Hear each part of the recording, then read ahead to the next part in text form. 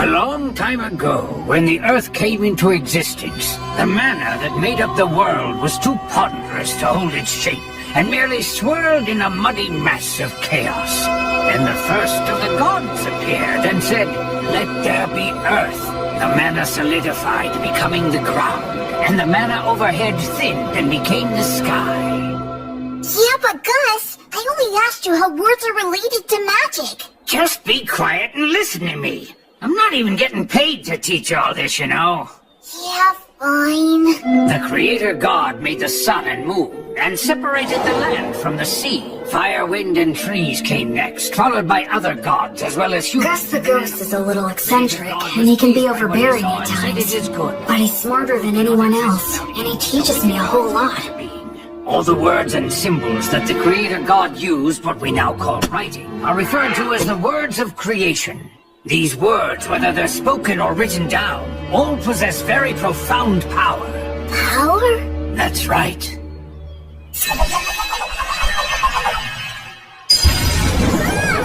If you write the word Ignis, it defines the existence of fire, and then if you speak the word Erasus, that is, the word which means erasure, the fire will be extinguished. And that's what magic is. The power of words. Magic!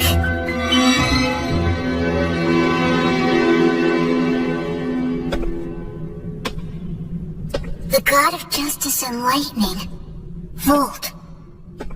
The Earth Mother, Mater. The god of fire and technology, Blaze. The god of wind and commerce, that's Whirl. The goddess of water and greenery, Rhea Sylvia. The god of knowledge and light. Ancient words of magic offered up to the gods. Words of creation. Oh, I get it. Parts of the inscription are scratched out so the word's powers won't activate. Gracefeel.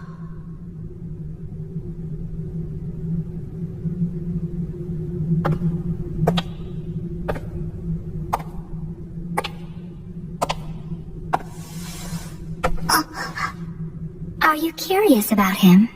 Yeah, well, sort of. That's Gracefield, the god of light who governs the cycle of death and rebirth. He's the child of the lightning god Volt and the Earth Mother Mater. You worship the Earth Mother Mater, don't you? Yes, you've got it right. She's the god of child-rearing and the bounties of the earth. Of the 6 principal gods, she's particularly revered by people in rural areas. So when you do your daily prayers, the Earth Mother is the goddess you pray to, right? Mary? What do you say we head back and have dinner now? Sound good? Yeah! Huh?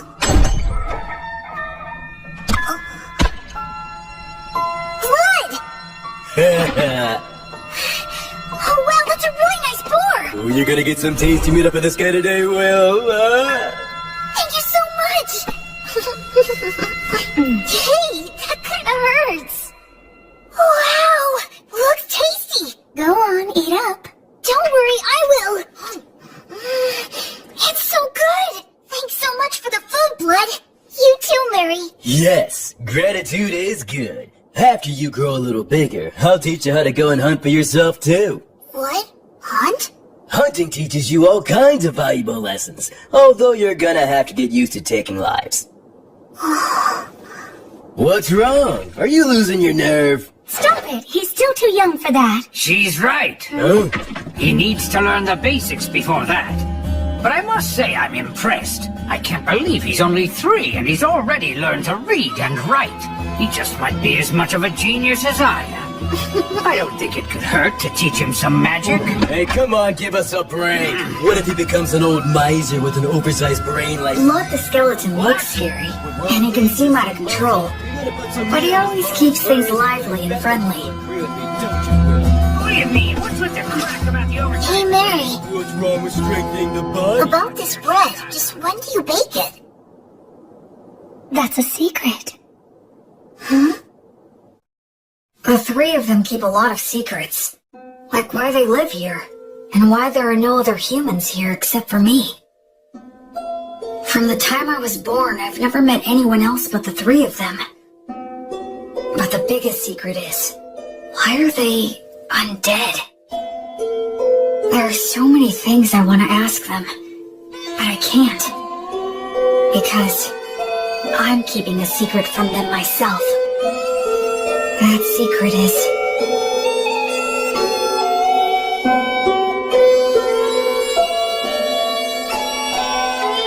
Thanks for dinner! that I'm a human who still has memories of my previous life. My memories are vague and murky, and I can't get them into sharp focus. A ceiling? A monster!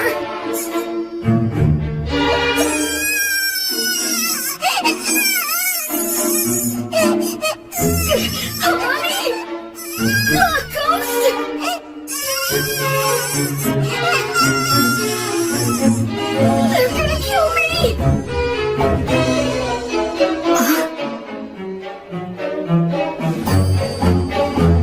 What? This is the 186th morning after that day. Half a year since I started living with these walking corpses. It's time to eat.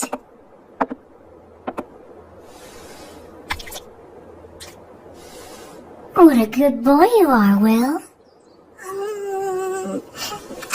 Oh, are you feeling full already? I can't speak it very well, but I can generally understand the language that they speak now. Shall we go take a little walk outside today? Outside? I've never been outside before. She smells like incense. I wonder what it's like outside the temple.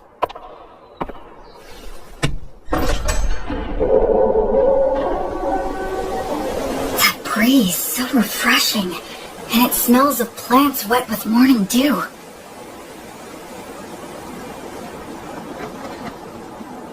Isn't it beautiful out here, Will? It really is beautiful. There, it's all right. There's nothing to be afraid of. At first, I thought I'd fallen down into hell. After living such a hopelessly vague and empty life, such a punishment wouldn't have been a surprise. No, I'm wrong. This is no punishment. It must be the grace of God. I feel like something that I'd wastefully thrown away without a second thought was given back to me once again. Oh, Will, my sweet, tender little boy. This time, I'm truly going to live. I'm going to live in this world.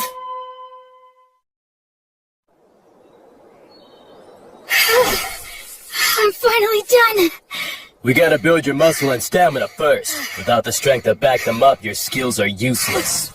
But couldn't you say that making up for your lack of strength is a skill? Listen, do you really think you could knock me down? Well, no. With the right skill, you might be able to knock me over, but there will be times when that skill won't work for you. But you can't separate your muscles from your body. The brute force that muscles give you can solve most of your problems in life. Learning skills comes after that. Understand? It seems like muscles are kind of masochistic, huh?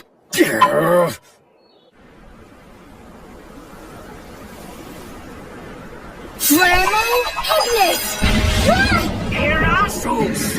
Fool, your pronunciation's imprecise. Given your talent, you really need to learn to control your accuracy, or you'll kill yourself. That's scary. Well, magic can be a scary thing. Do you have any idea of the reason why words possess so much power?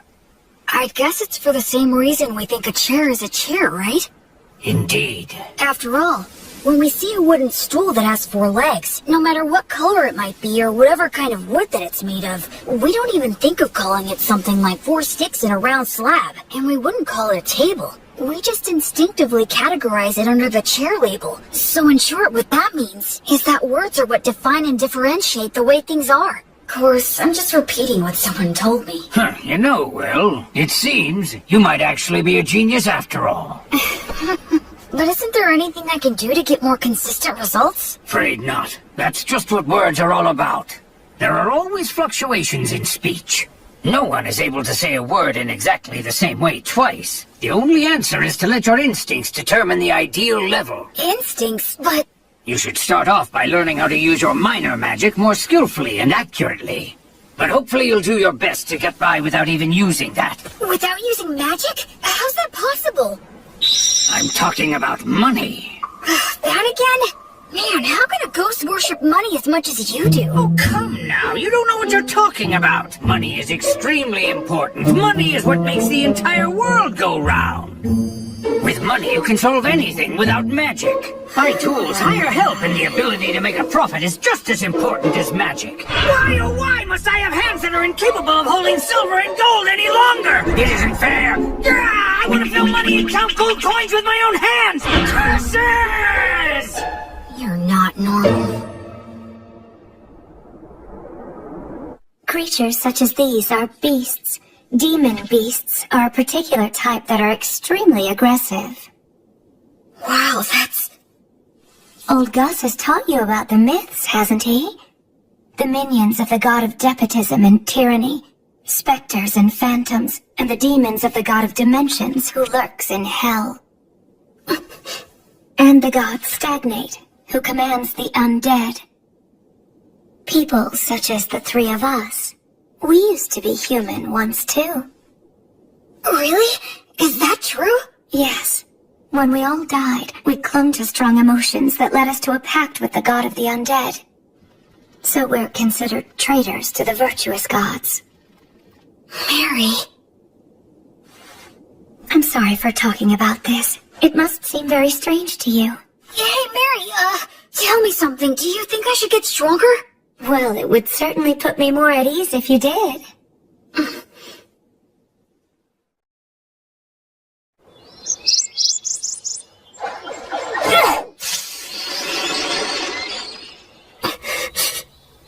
Don't make it suffer. Just snap its neck quickly.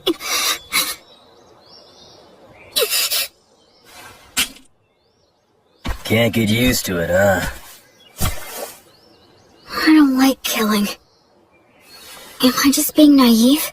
Hey, I don't like it either. Huh? I don't like taking lives, whether it's a birds or humans. But these guys provide necessary sustenance to keep you alive.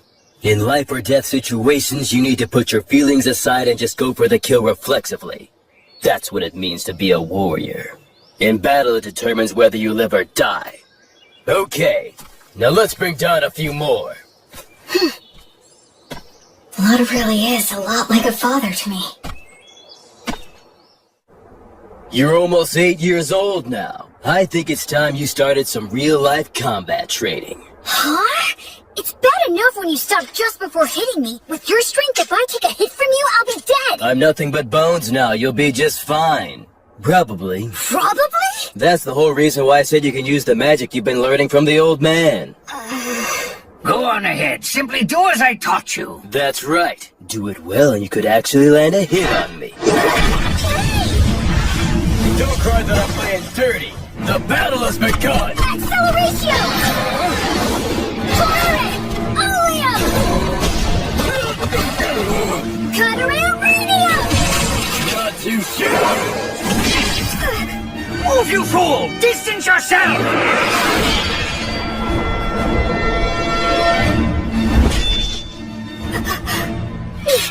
Come on! I told you never to close your eyes during a fight, didn't I? I'd like to say that you've got a long way to go, but frankly, you surprised me. I thought you'd just randomly unload a bunch of crazy magic on me. Gus keeps on telling me that I should learn to use minor magic more skillfully and accurately. Not just relying on sheer firepower. That's exactly the style that was used by the renowned sorcerer who went by the name the Wandering Sage. Are you talking about Gus? Yep. In his time, he exterminated monsters, calmed raging rivers, and rediscovered ancient languages. That was all long ago. You were once known as the War Ogre yourself. And Mary was known as the Daughter of Mater. At one time, the three of us. Yeah? Never mind. That subject runs a little too deep for right now. You were just a baby not so long ago. Look, just keep on learning and become even stronger. Oh, Blood. On the day when you brought a human child back here, my first thought was that you shouldn't have even bothered. But it occurred to me that if I educated him, he might be of use. Hey, old man! Nothing that I said was incorrect!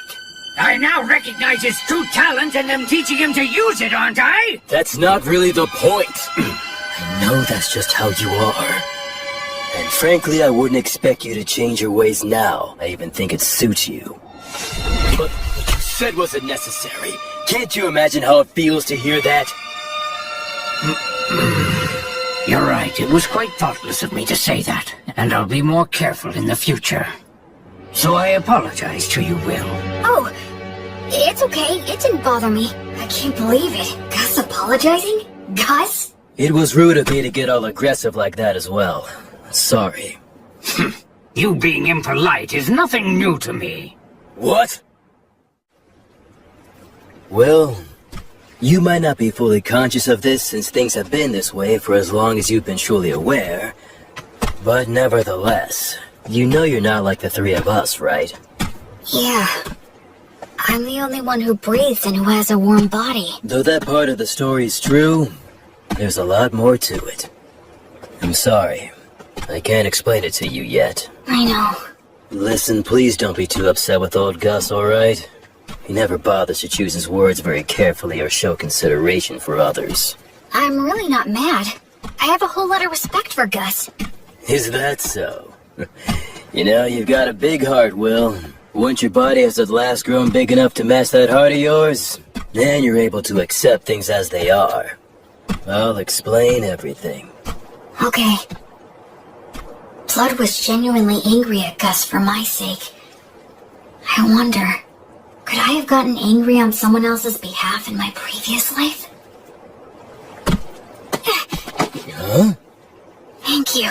Blood, Mary, Gus. All three of them aren't really alive anymore. They're undead. Will? Huh? It'll be 100 years before you can land a hit on me from behind! But right now, they're my precious family. Gus is in charge of my academic education, and Blood teaches me how to fight. But Mary is the one I learn the most from. She may just teach me the little everyday things, but they're important too. Will, can you take care of things here? Oh, it's almost time for your prayer, isn't it? Yes. A few times a day, Mary sequesters herself inside the temple dome. I've been told that I'm not allowed to go into the dome while she's in there. Alright, it's time for your physical education. I can't even lift my arms. Mary? The bread? Why is she carrying it out of the temple? About this bread, just when do you bake it? That's a secret.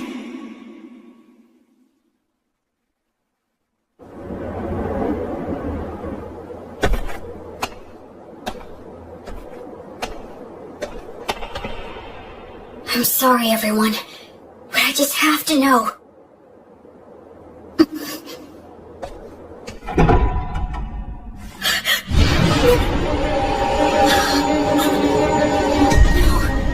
I don't want to feel that again. I don't want to lose anyone again. No, Mary! No! Mary! Mary! Mary! Mary's blood! Mary's blood! Help Mary! Help her!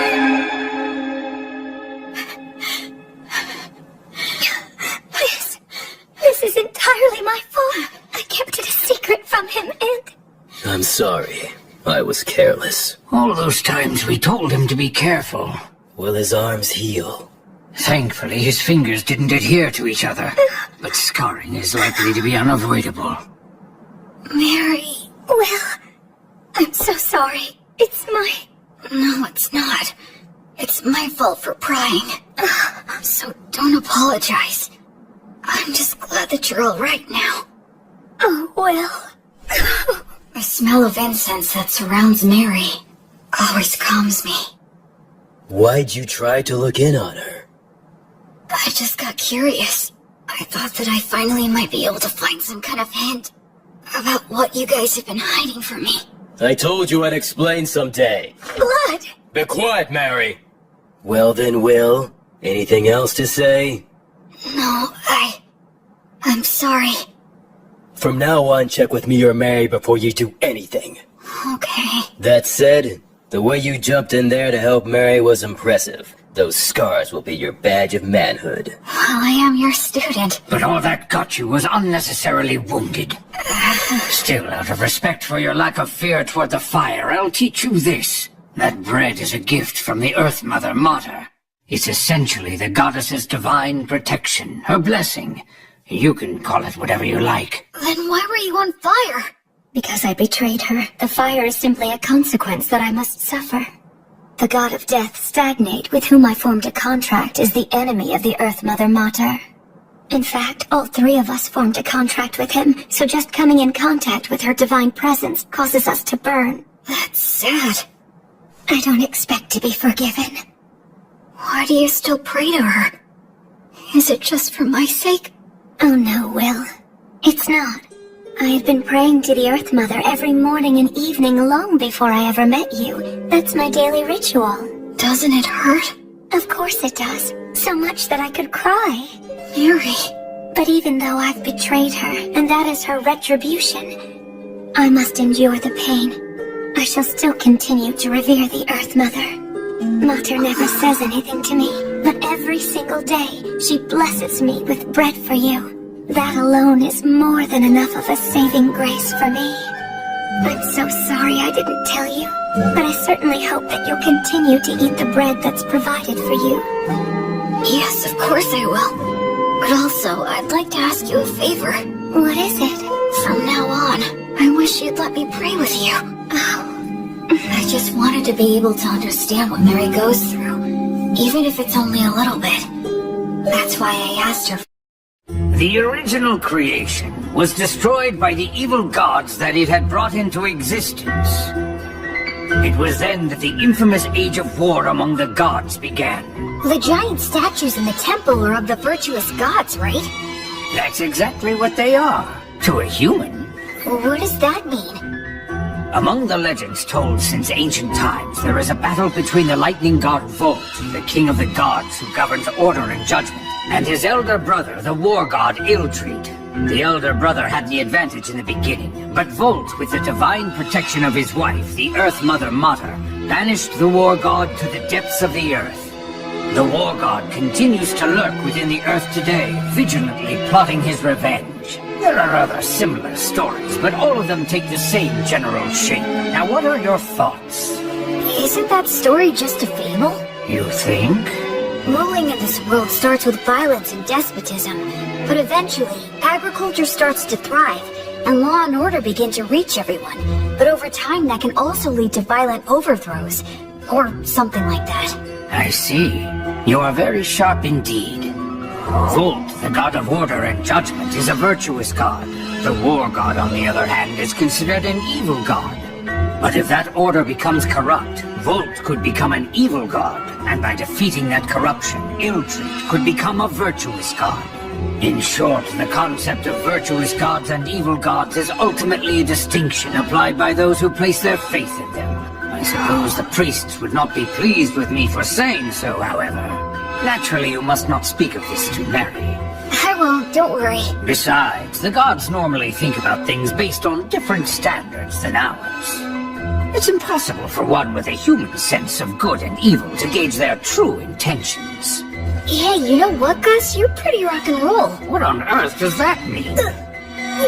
Like, you don't fit in any mold, you know? Children truly make up some bizarre words sometimes, but I do like the sound of that.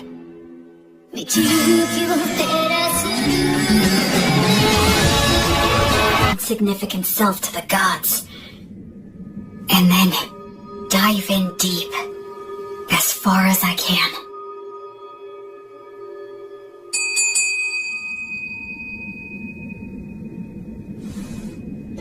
The 5-day silent prayer you've undertaken is now concluded. You did very well.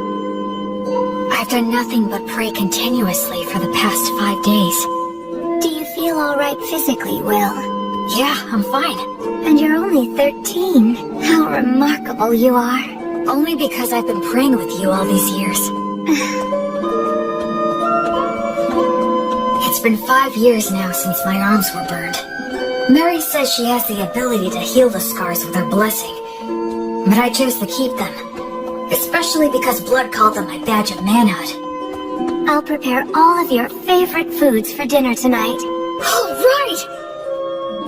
Memorize all of this by tomorrow. Huh? Gus's lessons became more difficult. There was a lot more to keep track of. But I persisted and stuck to it for all I was worth. And then his lessons became even more intensive.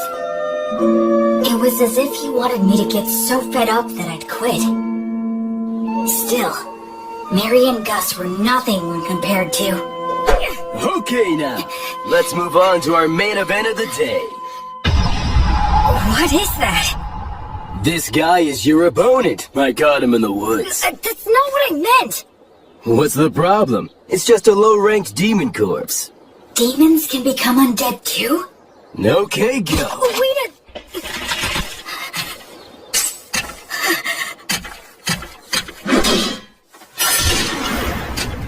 I got him! Look, Blood, I beat him! Yeah, good job there. So this is what they mean when they say a trained warrior can kill with mechanical reflexes. Yeah, I guess so. Huh? What is it, Blood? Well, for your first killing match, that wasn't too bad. Hear me? I said it wasn't all that bad, so don't get a big head. Oh, is that what you meant? Well, I'm more or less a genius, wouldn't you agree? This kid just might be a genius. Come on, aren't you gonna chew me out for that? Okay. How about we speed things up now and try something harder, genius? What, I always saw the ruined city from the top of the hill. That day was the first time I set foot in it.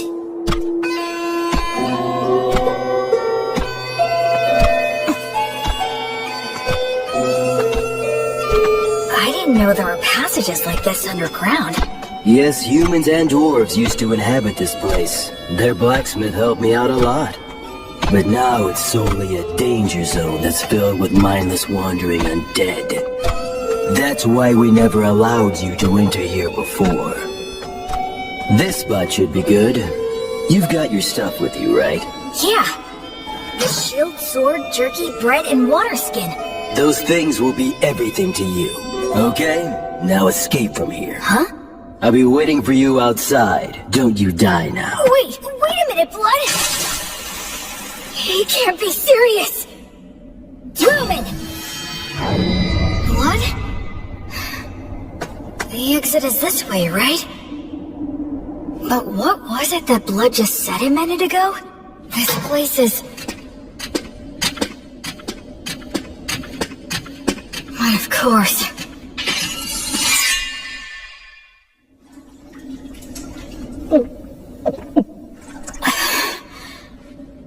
I'm pretty sure Blood is testing my overall practical ability here. I didn't know being alone could make me feel so empty and anxious. I'd forgotten about that fact, even though I'd spent all of my previous life alone. Ever since I came here, I've had either Blood or Mary always there by my side. In this world, people reach adulthood at 15, so I'll be striking out on my own soon. That's probably part of why all of their lessons have gotten so much harder, if that's the case. I want to give the best results I can! I want them to boast that I was a pupil worth teaching, and that they're proud of me.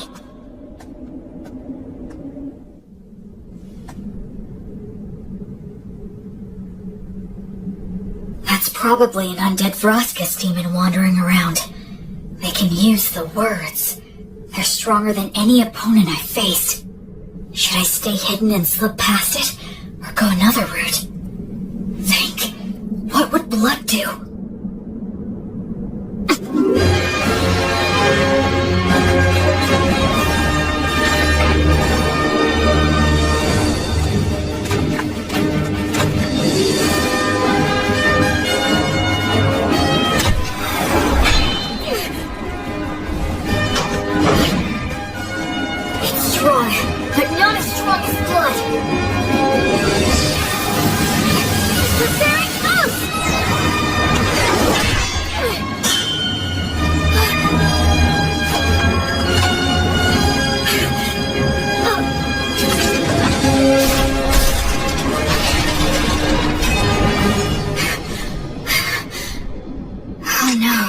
was not the place to be stuck without a weapon.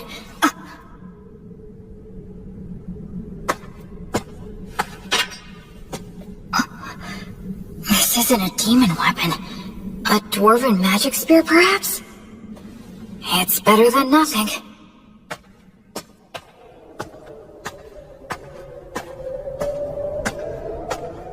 I can feel a big draft in here. Maybe I'm near the exit. I wonder how long this place has been deserted. It sounded like Blood knew it while it was populated. Does that mean that the three of them became undead around the same time then? From the level of degradation, it's been more than just a decade or two. I already know there are no humans living anywhere near here. I wonder where my birth parents are, and what they were like. And I wonder, why am I in these ruins? My real parents.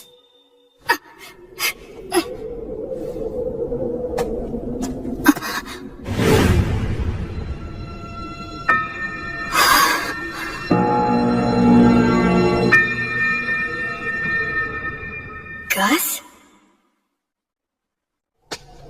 You're Gus, right? How come you're not saying anything? And also, why are you glaring at me like that? Did Blood tell you that I was here? Or maybe this is another lesson of some kind. It's a lesson, right? With conditions for... Expergiski!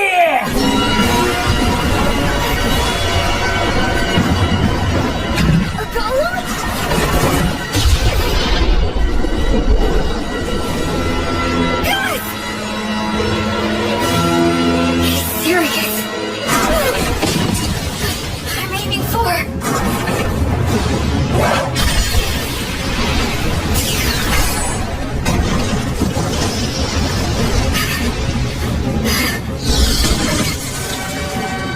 Stone Blast can carry that much force?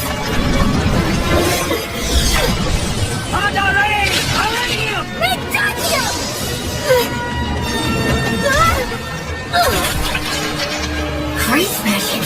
Since when could... This projection magic is way too quick! Ruby Goose! Natasha! Magnus! Natasha! Why? Gus, why? Expergiski! Triple gas? It could be killed by one of my own parents and I don't even know why! This can't be real! No! I don't want that! I don't want to die! Look at it! Alright! This spear should work on a ghost like Gus!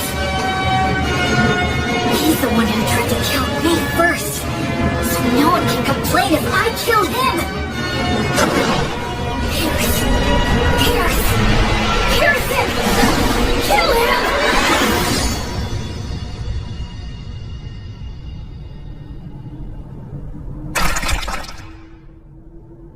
Tell me, Gus. Grandpa. If you really have to kill me, there must be some reason you're being forced to do it, right? I know you wouldn't do this if you didn't have a valid reason. I know that. If Gus really was serious, he wouldn't need to play around like this. If he throws around a lot of fire magic, I'll die of oxygen deficiency and toxicity. If he makes the ceiling collapse, his ghost body won't be hurt, but I will get crushed and die. I know that, but I still don't want to do it. I don't want to fight you to the death. Because hurting you would make me feel worse than dying myself. If it's something that really is important to you, then it's fine with me. You can kill me. I'm not afraid. I'm your pupil after all. But if it's okay, I would really appreciate it if you didn't make it hurt too much. Forgive me. I think I took that lesson a little bit too far. I admit this place did give me an advantage, but even so, I did win. Must have been a shock. What shocks me isn't that this was a lesson. Against a sorcerer, right?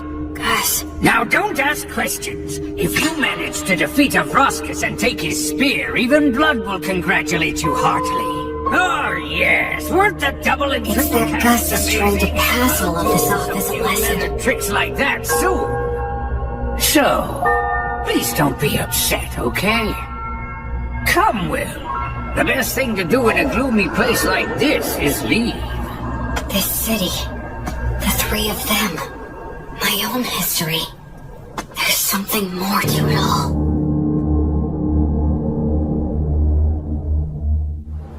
Oh my! Will found a fine spear like this beneath the ruined city? Yeah, the steel is so vivid and bright and shiny. It certainly is a good sharp blade. A short spear made to be highly practical, truly the work of dwarves. In addition, it appears to have several words engraved on it. Perfect for our lesson on appraisal. Yeah, can't wait.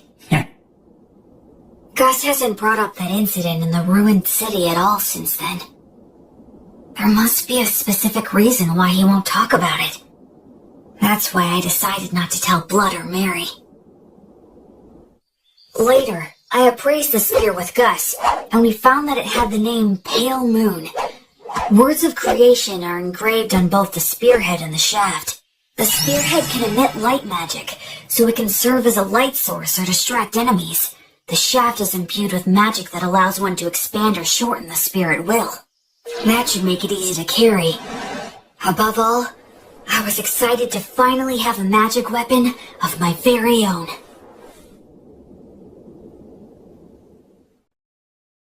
After that, I return to the city underground every now and then for Blood's lessons.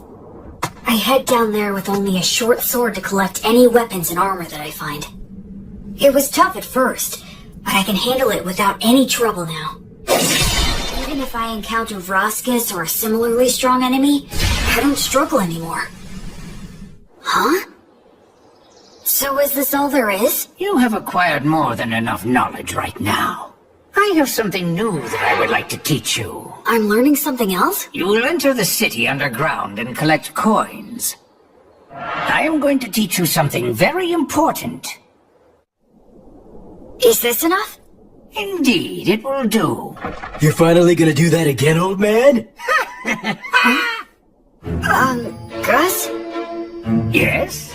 Isn't this what they call gambling? That's a vulgar description. Think of it as a game of intellect. But it's gambling! Come on, I was all excited when you said you'd teach me something important. Now, there's no need to get angry. Besides, games such as these should not be underestimated. They are most often used in duels between sorcerers. Do I really have to place a bet, though? Where's the fun of it if you don't bet? Oh, I get it. You're scared to play, aren't you? Huh? Oh yes, you should flee at once. You very well should be scared to compete against the one who is hailed as the Wandering Sage. How dare you! 2 sixes! Alright, I'm the winner! There. Your competitive intuition never fails to astound. Hey, one more time. This time I've got it! Yeah? What in the world are you two doing, teaching that to Will? Yeah. Mary, there's a reason It for was really only Gus! All three of you will go and sit down right over there. Mary's lecture was painfully long and downright scathing, but I learned something very important that day. It's not a good idea to get hooked on gambling. Listen, Will. I have been observing the heavens for the past several years to pass the time, so I know when the winter solstice is. That will be the day you turn 15, and your coming-of-age ritual. I believe that shortly before your coming-of-age ritual, Blood will challenge you to a one-on-one sword fight, an earnest and passionate duel. I get that feeling as well. I know it won't be easy, but I'll do my best to win. I can't make the three of you feel at ease if I don't. I'd like you to do something for me. Sure. Do you think you could find a way to lose the duel in such a manner that Blood would never notice it? Why do that? Because I need you to. No, don't make me do it! Please tell me, why are you always leaving me out of the loop? I know you, and you would never trample on somebody else's feelings without a perfectly good reason. Haven't I said time and time again that I trust you? If you just explain your reasons, then I'd be glad to throw away the duel. I'd even risk my life like last time. So why won't you tell me anything? Don't you trust me at all? Or am I just that utterly useless to you? Forgive me. I can't explain. I see. Well then, I guess I can't help you. I'll pretend I didn't hear a word of what you just said.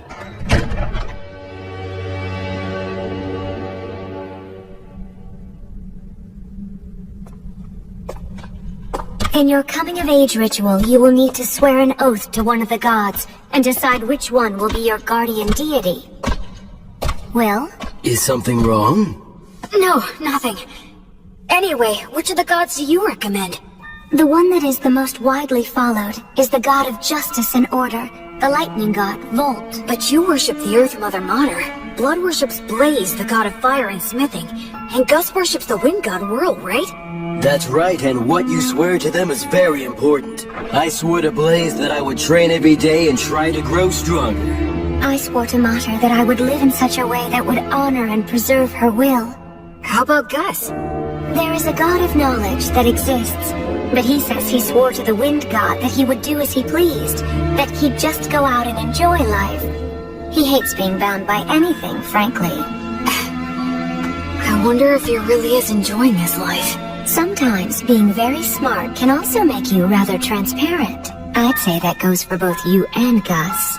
When you swear an oath to a god, that earns you some divine protection, correct? Yeah, the stronger your vow, the easier it is to earn it.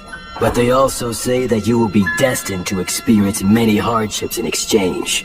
So don't swear your oath hastily in the heat of the moment. As they say, either you become a hero, or you die. An oath, huh?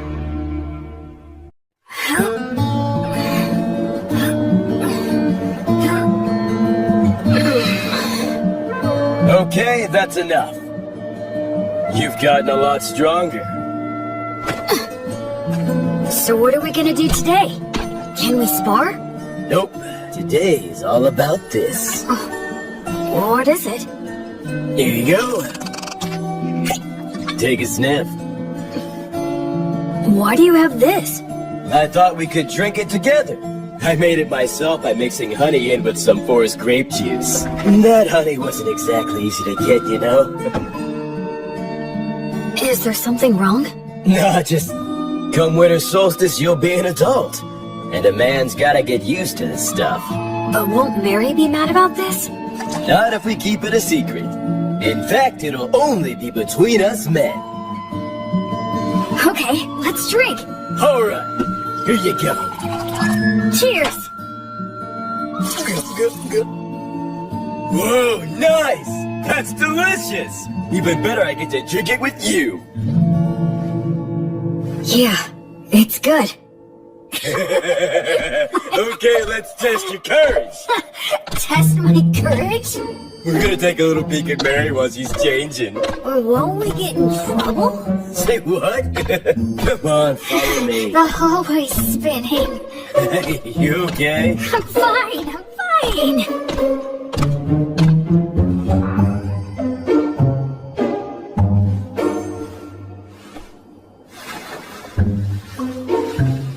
I can erase my presence easily. This'll be a piece of cake. Wait, you idiot! Who goes there?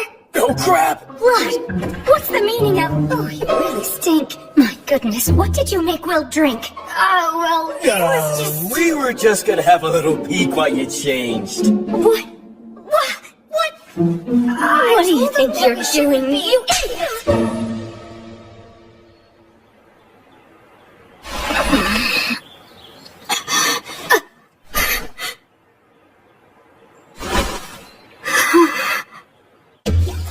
My voice had been changing, so I knew I was due for my first wet dream. I'm sure it was caused by Mary changing. Mary changing. What are you watching there, Will? Is that what I think it is? Stop laughing! I really gotta be careful not to drink too much. Today's the day of my battle with blood. Once this is over, I'll probably be leaving this temple by spring. Do you think you could find a way to lose the duel in such a manner that blood would never notice it? Okay.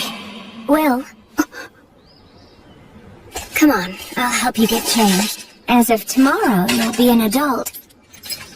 So, have you decided which god you're going to swear your oath to yet?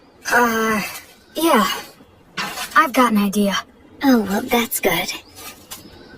Mary, I'm gonna win today. Okay.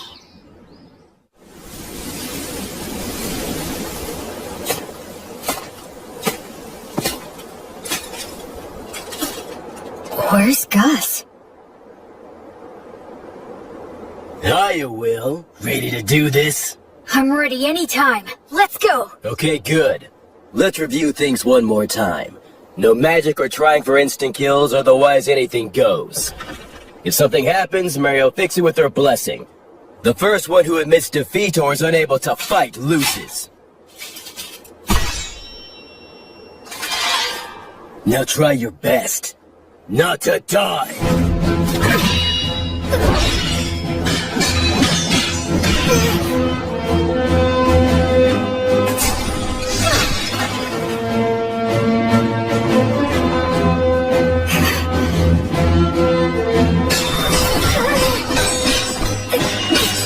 It's like a storm.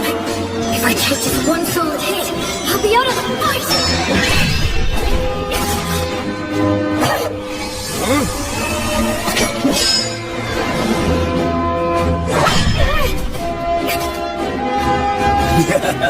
Thought you could get in close, didn't you? Oh man, this is infuriating!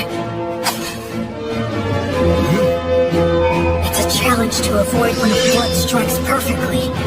But if I receive one with just my sword, it'll shatter along with me.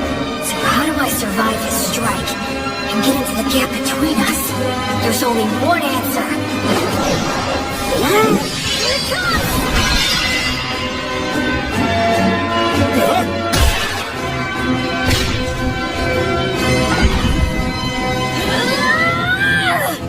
Will.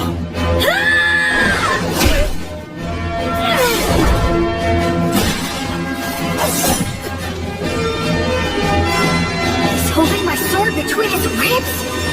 That was actually pretty good. I concede. Yep. And having no muscles really is a disadvantage.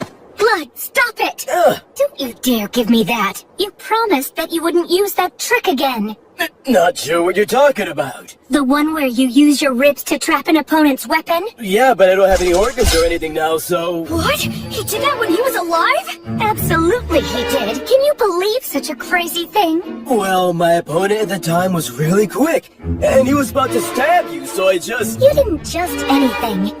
I can't believe he survived. If it hadn't been for my blessing, he wouldn't have stood a chance. Look, I only did it because I trusted that your prayer would work. I was genuinely concerned about you. I thought you would die right then and there. Didn't I ask you never to do that again? Even I know what this is. This is one of those things a dog wouldn't butt in on. Well, even if you couldn't beat me, what you've accomplished is still remarkable. Even if you couldn't beat me. You didn't have to point it out twice. I'll make sure you lose next time. Now that's the spirit, little Will. Hey, ow! Don't get carried away. The two of you need to take this much more seriously. If I had a killer slash, or a secret technique, I would have taught it to you hands down. But you don't? Nope, I don't. It's okay that the way I fight and the way you fight aren't the same. My initial goal was never to raise you into an imitation of me. So it's only natural that the moves I rely on won't be the same for you. It's the basics that count. Make sure you can use all the things you've learned in any situation. Both Mary and I have already taught you everything that's important. Okay. Okay, Dad. Okay, Mom. You called me Dad, huh? Yeah, I guess that's pretty much what we are. That's true. I can't teach you any secret techniques, but to mark your new independence, I'd like to give you this. It's the most powerful of all the demon blades that I own. What? But I didn't even win, so... I told you it's to mark your new independence. Go on, Will, try it out.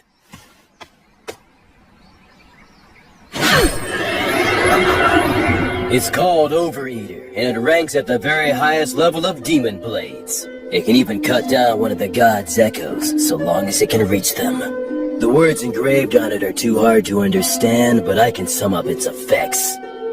If a living being is cut with this blade, its wielder can recover life force with each cut. Huh? Recover their life force?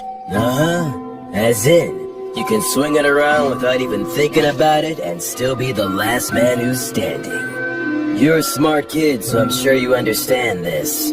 But don't overuse it. It makes its wielder feel a whole lot stronger than they actually are, but it's not the type of demon blade that benefits one's spirit.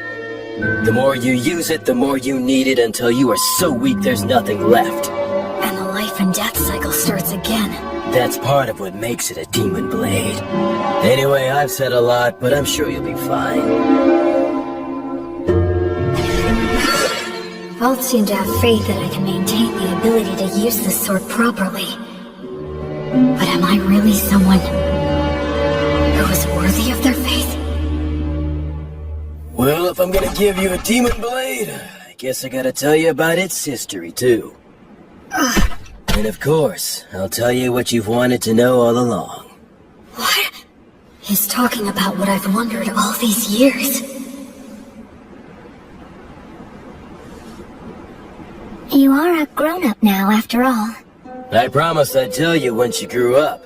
Your mind and body have become plenty big enough by now. Listen up. It's the tale of the king among demon kings who tried to conquer this continent. He's the one known as the High King of the Eternals. It's also the tale of the defeat and death of many heroes, including our own. It's the tale that explains the reason that you grew up here. The undying blade fiend, the king among kings, the purest evil, the inexhaustible darkness, the rider of war storms, all names for the High King of the Eternals. Approximately 200 years ago, all of the demon kings led a great uprising. An army of countless demons invaded our precious continent of Southmark.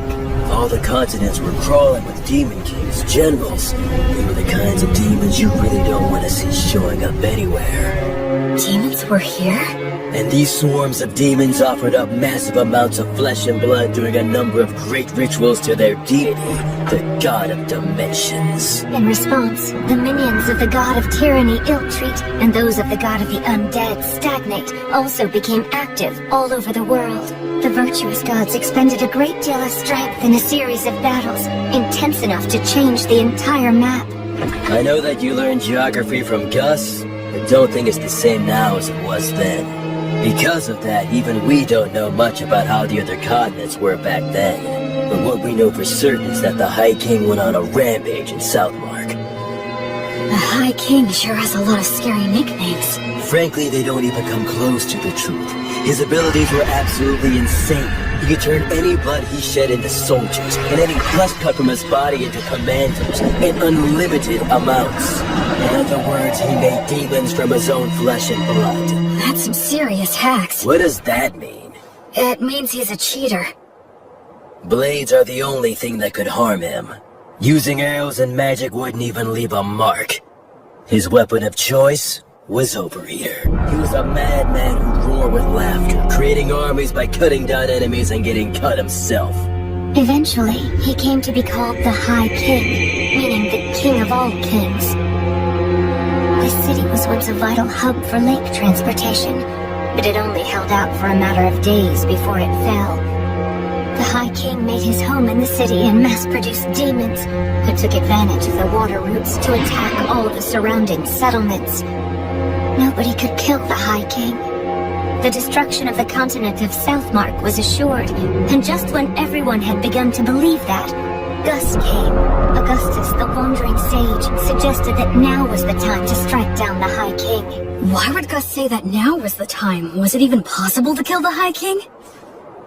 An army of demons, a demon blade, the city underground, Blood's combat techniques, Mary's blessing, Gus's tactics. Gus was... I get it. You understand? Really? You do? Yeah, I think so. Gus was hoping to pinpoint the enemy's location, then invade via the underground with a few elite soldiers and steal his demon blade in battle. It was most likely the only way, since the High King couldn't be killed. The premise was probably that he could heal using the demon blade. However, the demon blade is a weapon that can be stolen, so stealing it would change everything.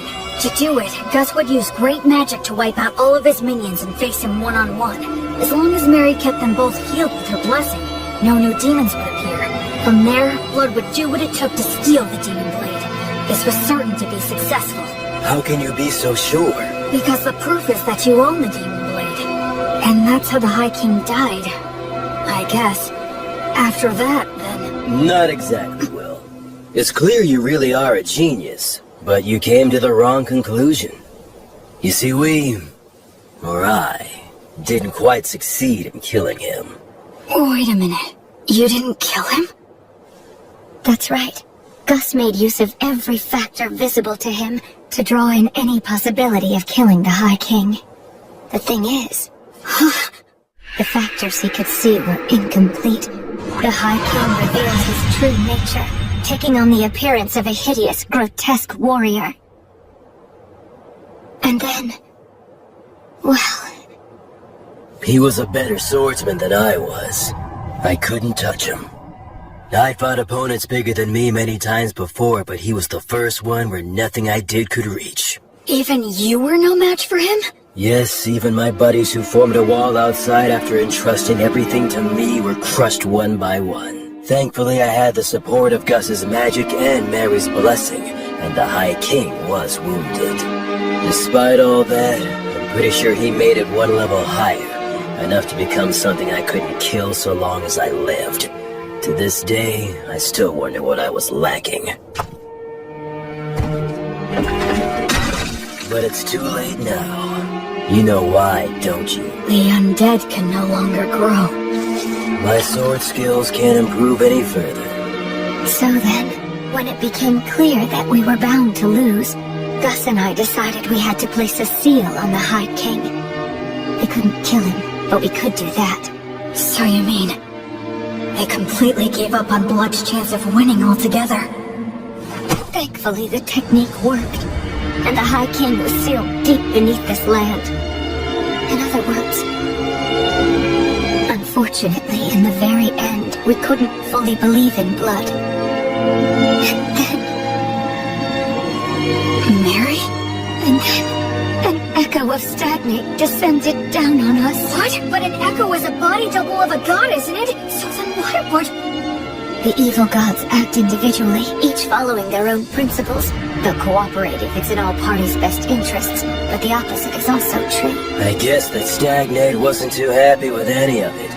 The High King was a monster that could slay a god's echo using Overeater. He thought it would be better for him if the High King was sealed, so that's the reason he offered us a deal. You three are exceptionally gifted, so become undead and fight on my side, he said. But that is... If we agreed, he would get rid of the demons in this city, and after that, we could just watch over the seal as we pleased in our immortal bodies. Stagnate couldn't bear to watch the tragedies of life and death, so he hoped to create an eternally stagnant world with no more tragedies by turning as many exceptional souls as he possibly could into the undead. And we had caught Stagnate's eye. Isn't it more accurate to say he set his eyes on us? He told us to choose, but there was no choice for us to make. We willingly accepted his hand. Since my flesh was all cut up, I became a skeleton. Mary was burned by Martyr's flame, so she became a mummy. And perhaps because he had no attachment to his aged body, Gus became a ghost. Mary did tell me once. Because I betrayed her, the fire is simply a consequence that I must suffer. The god of the undead then cleared out the entire city. His power turned the lower-ranking demons undead. It's something that should not even be possible. And the undead demons still roam the city to this very day. And so that's how we became the guardians of the High King's Seal, as the highest-ranking undead. In the years since then, we've buried our former allies, and Gus set up a security net that uses magic, allowing us to continue protecting our treasured city. There was nothing left for us to do. You can see that we are bound to the city by our contract. We can't even learn what goes on outside. The three of us began talking about the possibility that humanity had already died out. And then you came along. Or speaking more accurately, it was the demons who brought you here. Oh. So then, I was meant to be a sacrifice to break the High King's seal. No wonder you couldn't tell me before. You couldn't bring yourselves to do it. Yes, as crude as he is, even Blood was careful about that. I can't believe you just called me crude. After the demons were defeated, we argued with Gus a little bit over what we should do with you. Argued? Gus made it known he was against it, but Blood and I decided to go ahead and raise you anyway. That's why Gus said that. On the day when you brought a human child back here, my first thought was that you shouldn't have even bothered. The fact that the demons were able to bring you here means that there must be a place outside that's inhabited by humans relatively close by. I'm sure you're imagining that the situation outside looks pretty grim right now, but if that's the case, you simply need to build the strength to bust through it, just like you already have been doing. So that's the story of why I'm here right now, huh? I'm about to head into a nation of people who survived the Great Uprising. I'll take with me the strength that the three of them gave me. One day, I'll come back to the city. I'll bring my family and friends and introduce them. I could even rebuild this city. I know that one day... Well, be happy, and don't forget to pray so you can do good. Huh? You are the best people I could have asked for. Even in today's test in terms of substance, you bested me. You clever, precocious son of mine. I sure love you. Keep getting strong. In no time at all, we became a real family. You made me so happy. Well, my sweet boy, your mother loves you very much. Wait a minute, why are you talking like this is our last goodbye?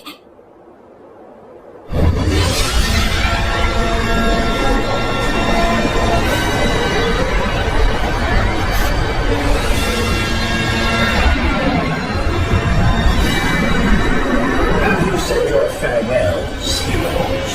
Yeah! We have. Go ahead. We're ready. At last you have lost your attachment. In accordance with our contract, place your souls in my hands right now. I can't do anything. I can't move. Boy, please move. What's the daughter?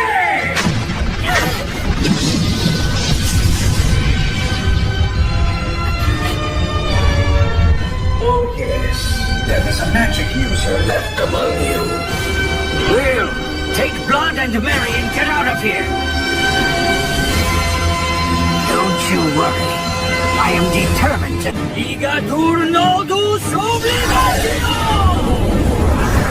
That's a huge amount of mana. You know all, Sage, and still you cannot resist. Conciliat Sequitur! You retaliated so fast. Ostare! Alida Musa Epo! Pulsa Pele! A quadruple cast? That's the ultimate magic, normally cast by several people together. It'll reduce all to nothing. Aupernum tabernas! Regumque torres! Damnatio memoriae! Curse, Sage!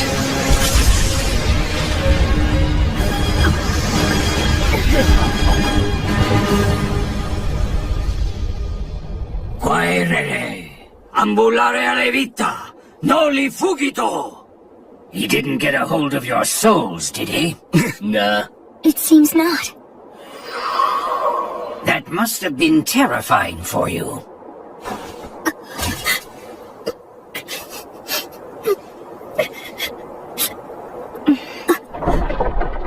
Sorry about that. It turned out exactly the way you were thinking it would. I was hoping that we could hold out until Will was ready to leave. Yes, but the two of you made your decision. Now, I'm not so unreasonable that I would demean the intentions behind your choice. I'm just happy that it all worked out in the end, so...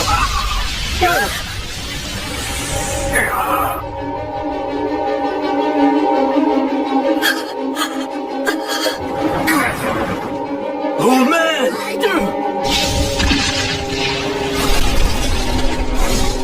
To think you were able to destroy my body all on your own.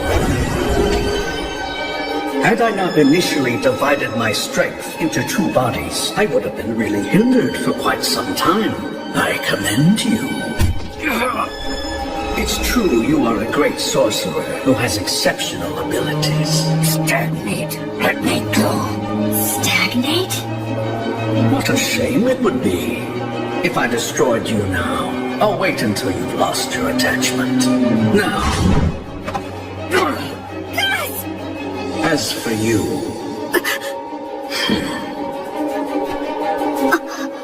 you have my gratitude. It's all thanks to you. Well done. These great heroes formed contracts with me. They became the highest ranked undead. With one condition, that when they eventually lost their attachment to the High King, then they would become my servants. Because of me? That's right. Thanks to you, the sage's attachment was weakened, and the war ogre and beloved daughter lost hold of theirs completely. I'd say you did a fine job living as their son. But that's because I was reborn. I wanted to live right this time around. It seems that was a shock, and for good reason. I have an idea. Why don't you come and join my army as well? Then you can continue to live harmoniously with your beloved family. But I won't force you to decide right now. Tomorrow's the winter solstice, on that loathsome day when the sun is at its very weakest. I will seek out your answer in the evening.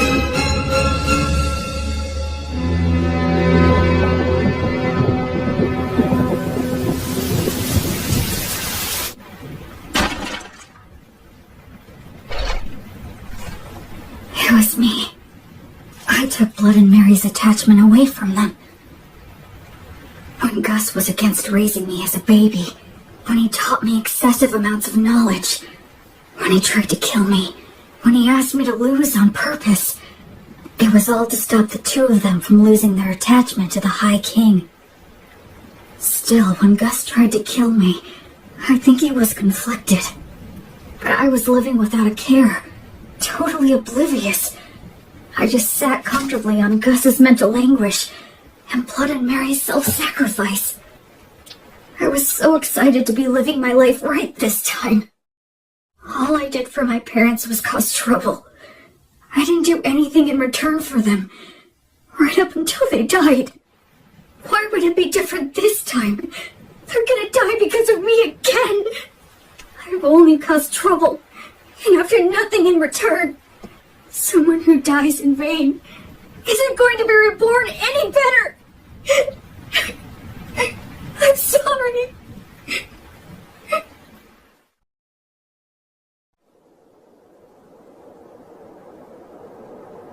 Hey!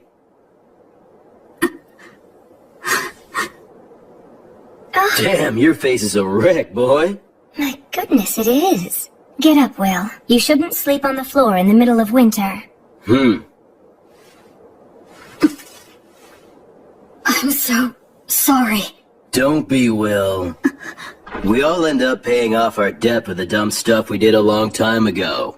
Though it was old Gus who knocked the debt collector into orbit, blowing up his contract and failing miserably. A contract that's forced on someone by extorting their weakness is no contract at all. He deserved to be knocked into orbit. I've got to admit that it was rather exhilarating to see Stagnate's pale face slowly being erased. Well, you took one of them down. Perhaps the strength of all three of us could take the other one down. Now that's the spirit. By all means, that sounds like a great plan.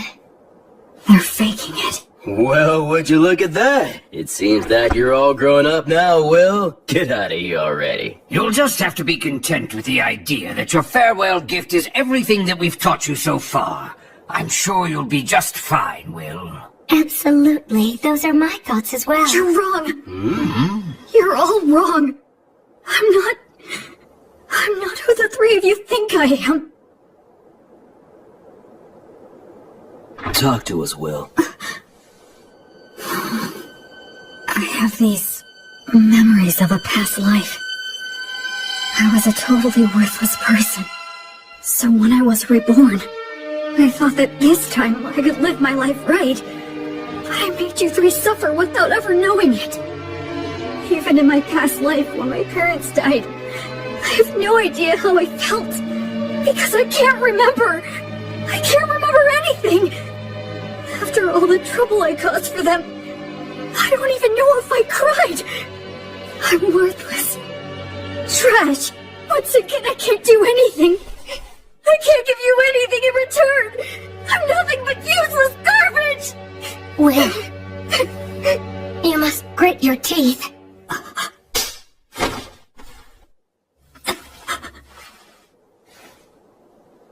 Mary. Speaking as your mother, I will not allow you to go on hurting yourself anymore. You say that you're garbage. You've always been very serious and one of the most earnest people I know. So what about your past life? For goodness sake, why are you so shaken up? Just because Stagnate upset you a little? You're feeling all of this anguish because the memories of your past life are murky and vague? You're crying so much right now just for our sake? Why would someone in your situation not cry? Will, stand up. Stand up. William! Straighten up now. Stop kicking yourself. What's your response? Yes, ma'am. You get chewed out because you're being all mopey. It looks like the little whiner has just disappeared. I'm fine. I'm perfectly fine now. Mary was here to protect me. So, I have a favor to ask. Please allow me to protect all of you. Virtuous gods, I will soon go and fight an evil god for the sake of my beloved mother, father, and grandfather. If you would see fit to observe my efforts, please grant me a bit of your protection.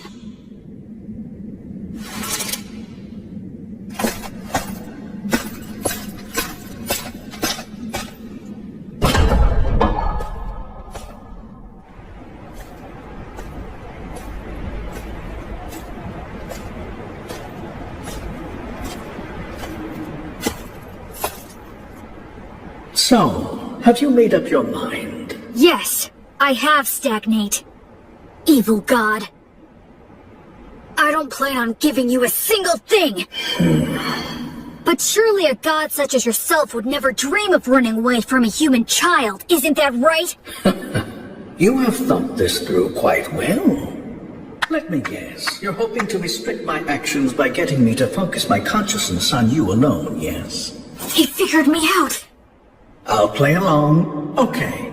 But please realize you're challenging a god. You must first show me you are worthy of such a challenge.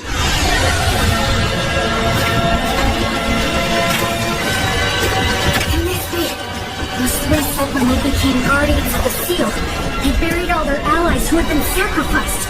But where? It's obvious. Right here! I am the god of the undead. Undead god Stagnate. I lead an army of undead soldiers.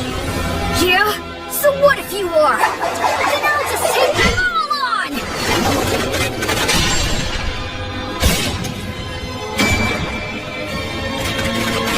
Connery! Millennium!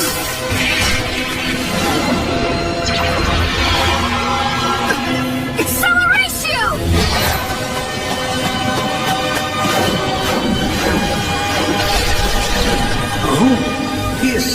pulling this off against 100 heroes.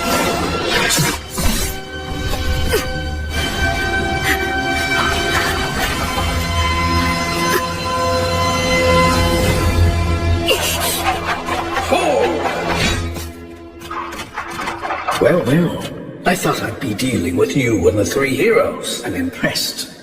Tell me, young man, what is your name? I'm Will. I see. I'm asking you again, Will. Won't you join me? I have taken a liking to you. Your strength, your backbone, everything about you is desirable. I would be happy to welcome you as a general in my undead army. What are you? If you make the choice to come with me, I will free your body from an unpleasant death. You will be able to live closely and harmoniously with your 3 family relations. There will be no goodbyes or sorrows. If we conquer this dimension, your relationship will last for all eternity. Isn't this world unfair? With its endless and absurd tragedies, I wish to overturn this harsh reality to create an eternally kind world, free from the horrors and threats of death. I don't think he's lying. I can actually detect a sense of warmth in his words. Come over, Will. Enter a contract with me exactly as they did.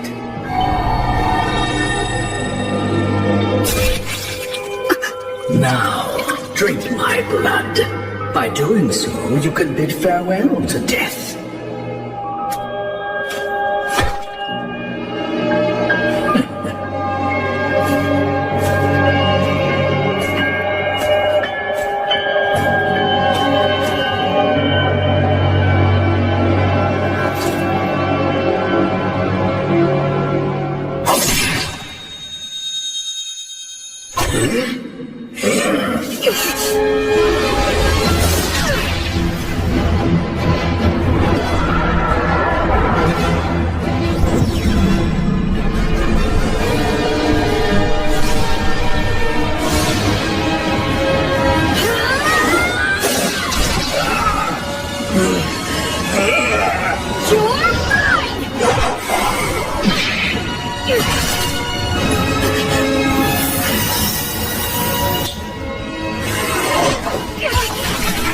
First the sage and now you.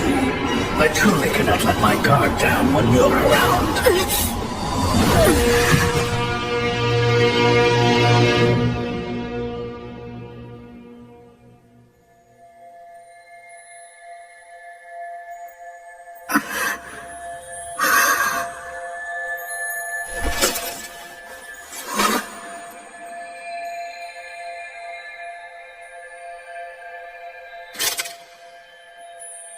Did I die or something?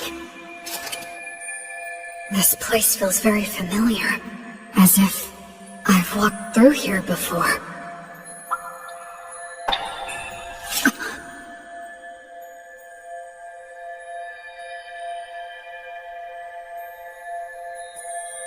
It has been a long time, Goddess of Light. I'm starting to remember. Yes. I've walked under the starry sky before. She was silent then, too. But I remember her footsteps being filled with care and compassion. I thought it was a star, but it's not. It's a planet. What are those lights? Traversing souls. They cross worlds to prevent the stagnation of all things. How could I have forgotten this beautiful sight? A question. Okay. Why did you feel the need to reject Stagnate's invitation? Because in my previous life I was a shut-in. Whenever anything got me down, I didn't bother to get back up. It was a pathetic way for one to live. Except, there's one thing I realized. Being alive and not being dead aren't the same thing at all. I wasn't dead in my previous life, but that was about it. I didn't have the courage to do anything. Just the fact that I had to keep living was a burden. I didn't care if I died, so I wasn't really alive. And by not being alive, I didn't have to fear death. And so, because just a little of that memory stayed with me, I was able to make the decision to live a good life in this world. I think that if I live right, I can die right. Denying death like Stagnate promised and trying to live forever would be the same as being in that room again. No matter how else he tries to sweeten it, I would still refuse. I just want to live and die with those three. They're my family. I mean, who wouldn't want to protect their family? That's all. Thanks for listening.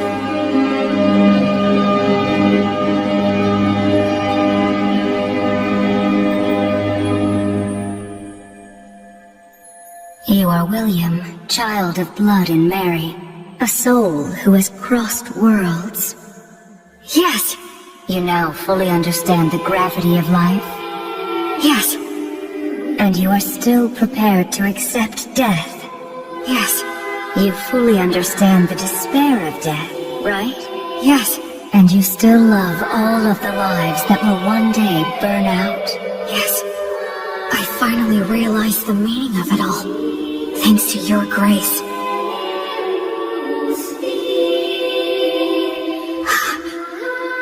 Thank you so much, Gracefield. I have heard your sincere wish.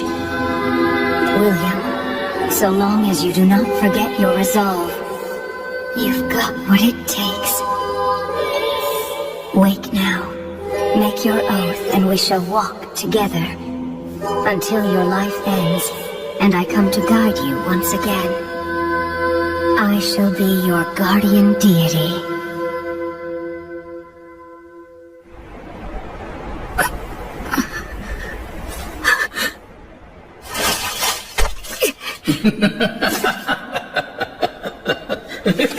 Goddess of the cycle of death and rebirth, Gracefield, please walk by my side.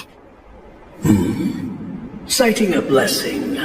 What do you hope to get done with that? Such a vague technique is no match for my blood coursing through your... He has a stigma. This is the badge I earned when I learned Mary's prayer. My arms burned by divine fire. Now that I can see your body more closely, how many holy communions have you taken? Every day, Mary prayed to Mater for food to sustain me. Mary's daily prayers, her unyielding heart, will not bend to you! And I swear to you, my God... Yeah, the stronger your vow, the easier it is to earn it. But they also say that you will be destined to experience many hardships in exchange. I will offer up my life to you. I will be like your sword to banish evil, and like your hands to save the suffering. I swear it on the flame of Gracefield! You earn the protection of Gracefield? What a shame. A crying shame. I had so hoped that you would be joining my ranks. But since you have been taken in by her, I have no choice. God of the undead stagnate! I will defeat you and fulfill my oath! Unseasoned hero, die with your resolve undone. Kill him! It's okay. I know exactly what I need to do.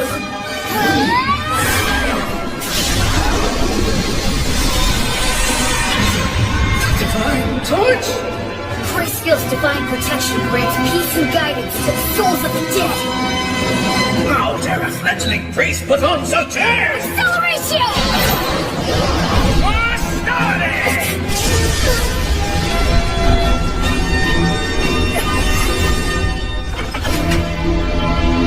Where will he come from next? If he makes any careless moves, I'll leap straight at him and deal the finishing blow.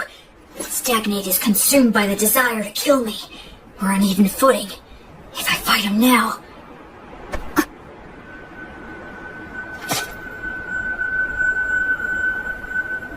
Was that some kind of warning? What about? What if it's possible he's not consumed with me at all? No, the temple! Acceleratio! It was all a bluff. He was pretending to be consumed by rage, and then threw up a cloud of dust. It's Blood and Mary that he's really after.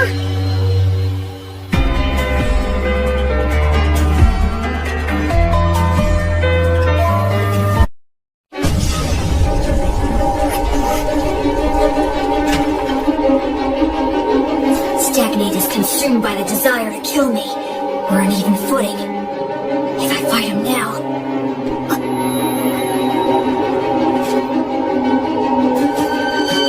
No, the temple! Acceleratio! It was all a bluff. He was pretending to be consumed by rage, and then threw up a cloud of dust. It's Blood and Mary that he's really after. Come on, let me get there in time. Please! Acceleratio! If I can believe what Stagnate says, maybe he considers me to be someone who's actually worthy of keeping an eye on. But in the end, that's not going to mean anything to an undead god who can live forever. His priority right now is getting to Blood and Mary, and then Gus. Now that I have the divine protection of the Goddess of Light and can pray for her blessing, I can return the three of them to the cycle of death and rebirth. That's what he was being cautious about. He weighed Blood and Mary's souls against the risk that I posed, and then he tried to play the fool. That's what I was trying to do from the very beginning.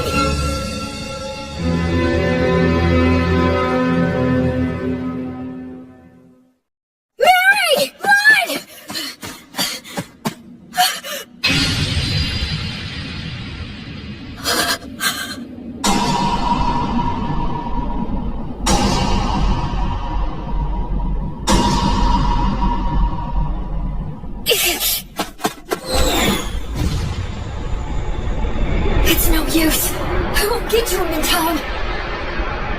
I borrowed the strength of a goddess and finally managed to stand on even footing with him. But then I fell for a trick like that. And now it's all over?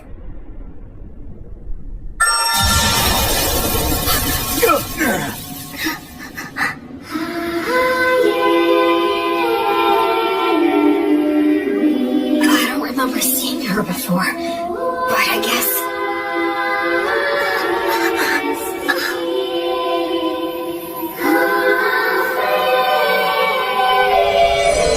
Suddenly, everything was clear to me. Mary had been forgiven all along. Mater never resented Mary for a second. Mary didn't seek forgiveness even once, nor did she ever expect lenient treatment.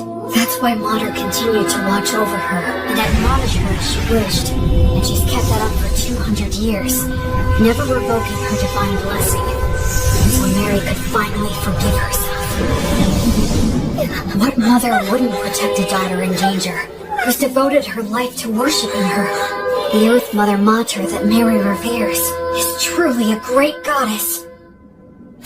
In this moment, Mater has granted me Grace Field, Goddess of Light, grant this soul peace and guidance! The divine torch guides souls into the cycle of death and rebirth, but it still can't completely defeat Stagnate. So what I need to do is...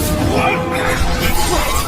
Since these two aren't resisting, the divine torch will guide them back to that cycle, which means I have to protect them! Delay the cycle!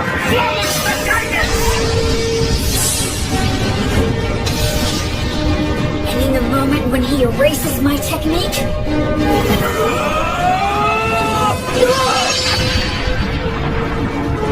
Acceleratio!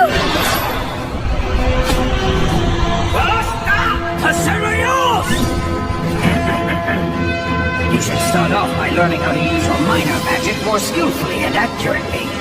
An accelerating strike like that is far more Gus' style than some magic that would erase his existence!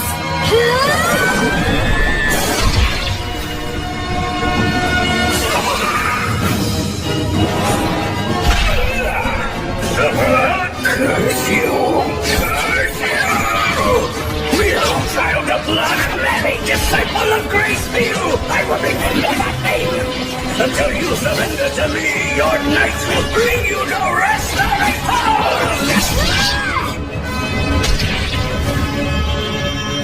That's the kind of thing a third-rate villain would say! God!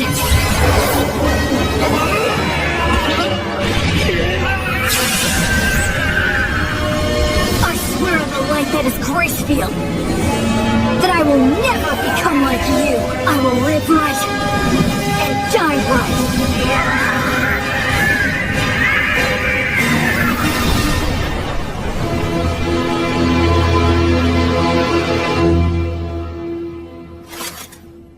Quaerere, ambulare alivita, noli fugito, etiam sigillum.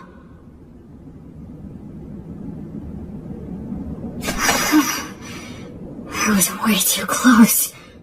This overeater blade that Blood gave me, then Gus mightily defeating the double of the Echo, as well as Mary's Earth Mother Mater buying me valuable time. All these things that the three of them have given me, the sword, the magic, and the prayer technique, and most importantly, the part that's my essential core as a person. If I'd been without any one of them, I never would have stood a chance. It's all thanks to the goddess's divine protection, and the three of them. Will, I'm so glad you're all right. Mary. You did great. Thanks, Blood. You might not share bloodlines, but you're still the child of Mary and Blood. It's only natural you could accomplish this. Yeah, I did it. I did it.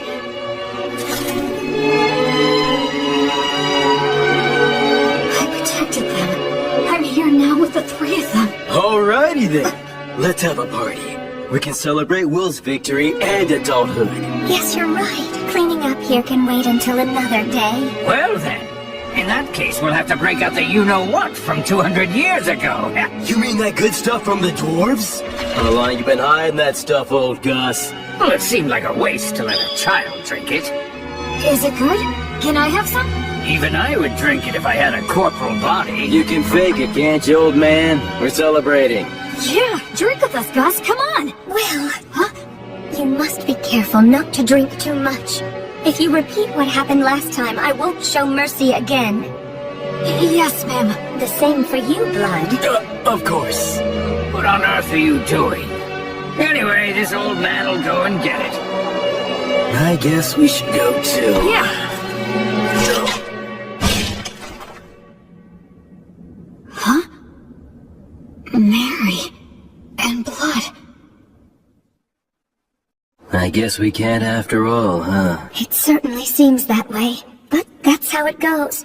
We lost our attachment, denied selling our souls to the god of the undead, and insisted we wanted to remain undead. We knew this could never last. Yeah, that's for sure. I wish we could be spared just one night, but I guess that ain't happening. To be honest, Graceville has been exceedingly easy on us. Under normal circumstances, we might have vanished instantly. What are you two talking about? Listen here, Will. This is the end for Mary and me. You're joking, right? We're supposed to be celebrating. Don't be mean. Oh, Will. You're a very clever boy, and I'm sure you understand. Sorry about this. We're really sorry. Can't anything be done? I'm afraid not.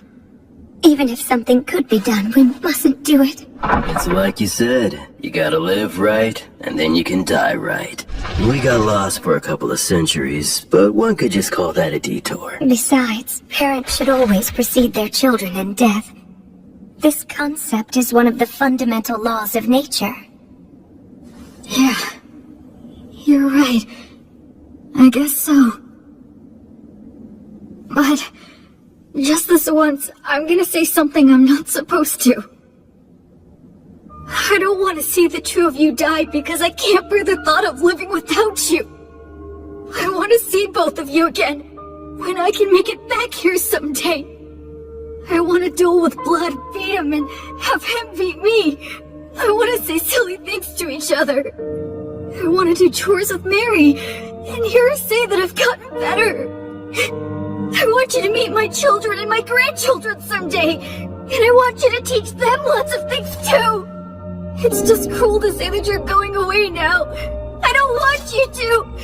If you two go away, I have no idea how I'm supposed to go on. Don't go. I can't. Please find a way to stay. Just somehow.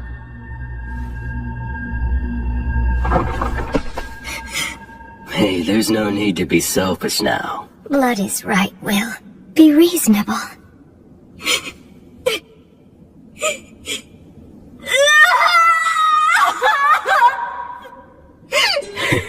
It's the first time I felt like a dad in ages. Will was always such a good boy, ever since he was a baby. Listen, Will.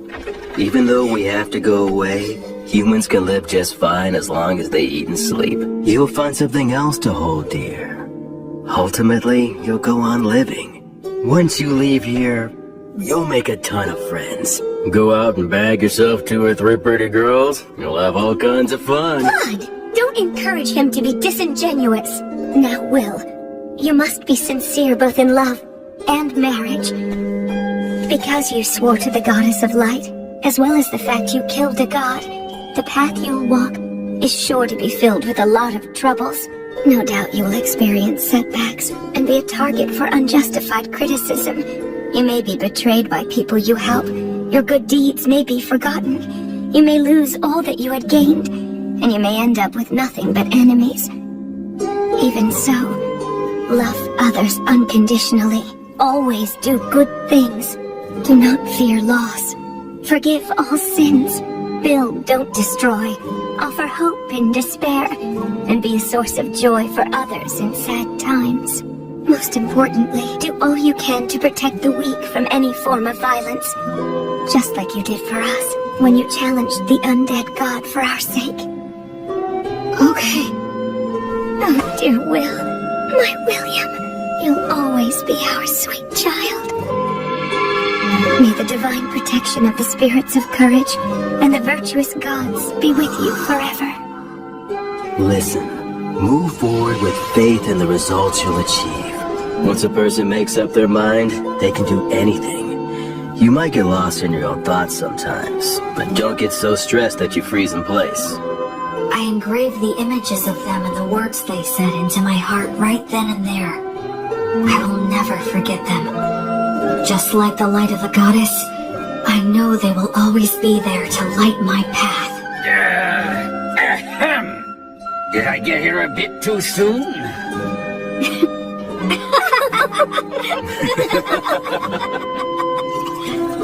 After that, we all celebrated my victory and my passage into adulthood.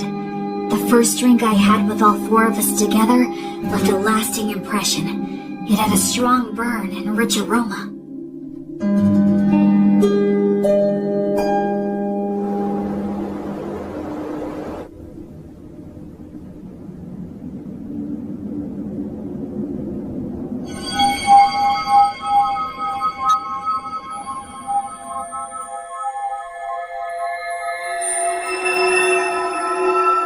That day, the holy light guided my parents back into the cycle of death and rebirth.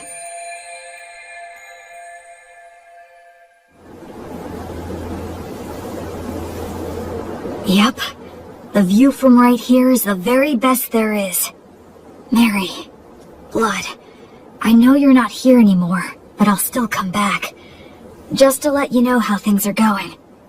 If I make friends or start a family, I'll bring them here. I'm determined to become an adult who can tell you with pride that your child is living really well. So for now, I'll be leaving for a while. Are you all done? Yeah. By the way, how come you didn't die as well? That was cruel! Are you aware that you just wished death upon an old man? You're evil! Aw, you're bumming me out. But actually, I was just thinking about how all of your wonderful treasures would be mine if you died. You're an evil grandchild! The evil grandchild just outed himself! Come on, I only meant that all the money you have no use for would finally have a good use. Know what I'm saying, Grandpa? Yes, fair enough. Fine, take it. Huh? What is all this? It's all my treasure. I'll lend it to you interest-free. Make it grow, you hear? But I mean... Stagnant money that never gets spent might as well be dead. I don't like stagnant money lying around, so you had better make good use of it. Gus. So I guess this is my last gift from Gus. Not that I'll be passing on, though, for a good 10 years. Huh? Well, you know, there is still the matter of guarding the High King's seal. I made a little deal last night with your goddess. She granted me permission to continue wandering this city for at least 10 more years, until the god of the undead regains his power. What? You heard me right. It seems that I have become something like Gracefield's errand boy. But then, what about Miriam Blood? As it turns out, they decided they didn't want that. They would only become more greedy and reluctant to end it. If given 10 years, they would want another 10, then another 10, and then to remain here at least until you pass on. They knew they would naturally desire this, so they consciously chose to die. Just like what you went through. You tried to appear strong when you were really crying and screaming on the inside. Granting a position for that greed to just one old man is quite enough. You really are rock and roll, Gus. What will you do with the seal in 10 years? It'll be up to you to figure that out, if you can. You're dumping that on me? It seems that the worship of Gracefield has gone out of style in the world outside. She had to use a great deal of strength recently, just intervening for us. So the future of the Goddess of Light will depend on your efforts, for sure. I haven't even left and I have a 10 more baggage, physical and mental. All those hardships I'm destined to suffer. In any case, you're going to need some money. Go on and take it. Yeah, it seems like I'm gonna have a lot to do, so I'll accept it gratefully.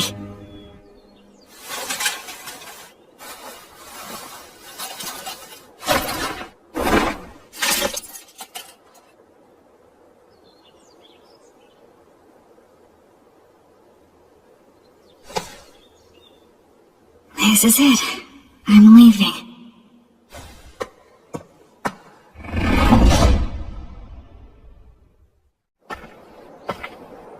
Say, Will, Huh? since you will be going into the outside world, you will need a last name to go by. William is the name those two gave you, so I thought I could be the one to give you a last name. How about it? Okay, sure thing. Then perhaps I'll hijack an old custom used by certain clans of elves and halflings. They put the name of their two parents together to form their last names. Merryblood. You are William Merryblood. William Merryblood. You will always have them with you wherever you are. Thank you, Gus. I like that name a lot. So cool. You take care now, okay? I will. Oh, and I'll add a G for my middle name. You fool! You don't need my initial! What did you learn in those classes of yours? Well, you are Gus after all.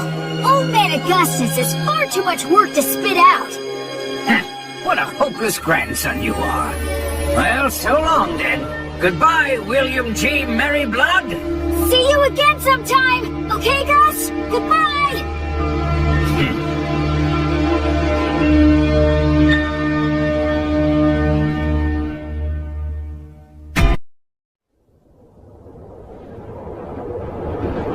Hey, Fortress General!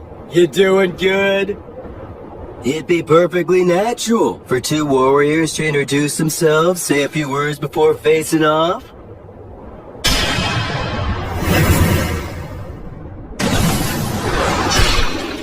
But of course you demons are always so damn rude. Being told that by the likes of you must leave that demon at a real loss. What a mean thing to say. How's it going on your end? I performed the funeral quite easily, and stopped the transformation to the undead. Looks like old Gus's group did just fine. It appears that way. In any case, we've taken down the fortress. It won't hurt anything for old Gus's group to retreat. The Fortress General fell at the hands of so few. Any more is just reckless. Don't praise me. I'll blush. I wasn't. How many days will destroying the bridge over the Grand Canyon buy us? A few at the most. We're never gonna get anywhere unless we can take out the High King. Gus seems like he has a plan in mind. Yep, probably still a one-way street though. There won't be any way back. You are not coming. That's rather sudden. I'm a valuable asset in battle, if you don't mind me saying so myself. I know, but you're still not coming. Seeing you die would make me sick. What? Couldn't you at least add, because I love you, to a sentence like that? It would be so gratifying for me. Like hell I'm gonna say something that irritating. You really are hopeless, you know that?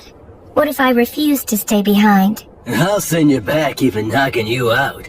I already got old Gus's consent. I see. And I suppose it would be pointless to resist. That's right. Your skills aren't bad, but they're no match for the great and superior blood. Alright then, how about this? If you leave me here, I'll kill myself on the spot. You what? Did you not hear me? I said if I can't go with you, I'll kill myself on the spot. So you will take me along, right? That is so not fair. You may be the strongest man there is around here, but no man can win against a woman's resolve. You're so damn stubborn. Man, I landed one crazy woman. We haven't even done anything, and you're already calling me your woman? Listen, Mary. If I return alive, let's find some quiet, peaceful place to get married. Okay. I would love to. I'd like to have a quiet house someday. Maybe on a hill with a view. That sounds nice. I'm sure the breeze would feel good. And we could start a vegetable garden. And if we end up having a kid, we could ask old Gus if he'd be willing to tutor them. Despite all the resistance he may put up, I believe he would agree. And if our kid turns out to be a boy, I'll teach him how to fight. Between that and old Gus's magic, he can become the strongest man, even stronger than me. What do you think? I would be terrified he'd turn out to be a strong and clever failure. Oh, that's harsh. And I suppose my role will be to teach him all of the smaller things in life. Our kid's gonna be adorable. That's right. What name should we choose? I've got one for a boy. I hope it's not some weird name. It's a perfectly good name. Remember, he'll be our kid, so he'll probably have an unbending will. And there's a name that means helmet of will. William. William. What a fine name. I really like it as well. Will. My little boy.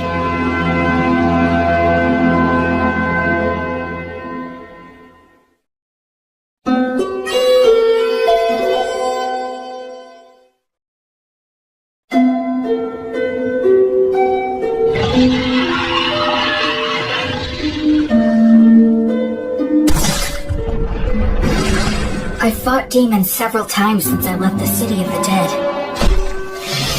As someone trained by Blood and the others, and after fighting an undead god, everyday demon riffraff are nothing to me.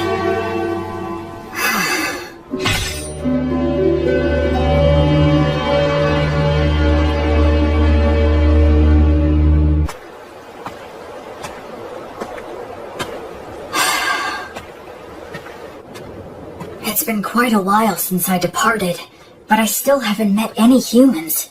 All I see is the occasional wild animal and bizarre, distorted demons. It's so cold. It's been 200 years since Blood and the others were alive. Does that mean no humans have returned in 200 years?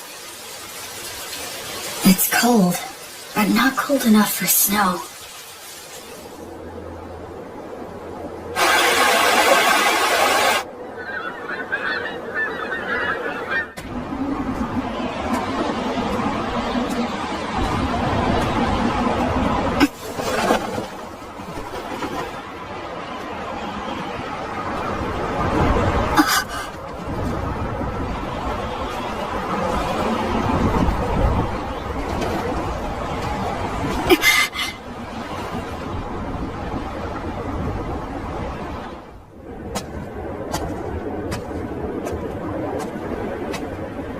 But there aren't any people.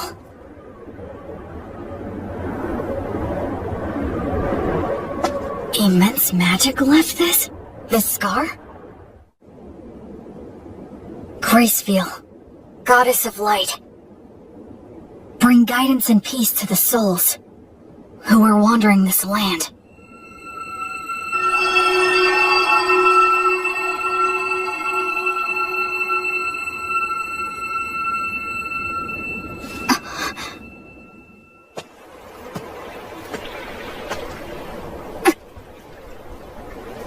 Yes, of course.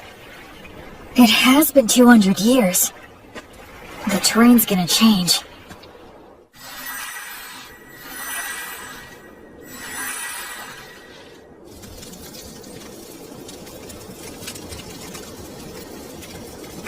I'm running out of preserved food. But I can get bread by praying for the blessing. And I can purify water so I can survive for a while. I sure hope I reach someplace that's populated soon.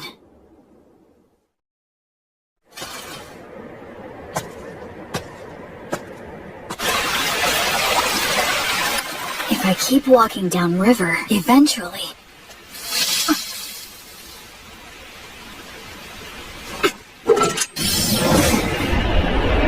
A demon? Wait, no! It's a huge boar!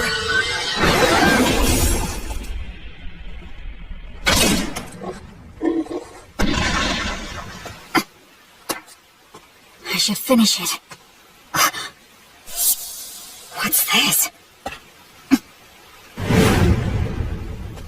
That's the same white fletching. Is he a hunter? Looks like I'm in a jam here. Both of our weapons are drawn and ready. It all depends on what he does. I finally met another person. I should show him I'm not a threat.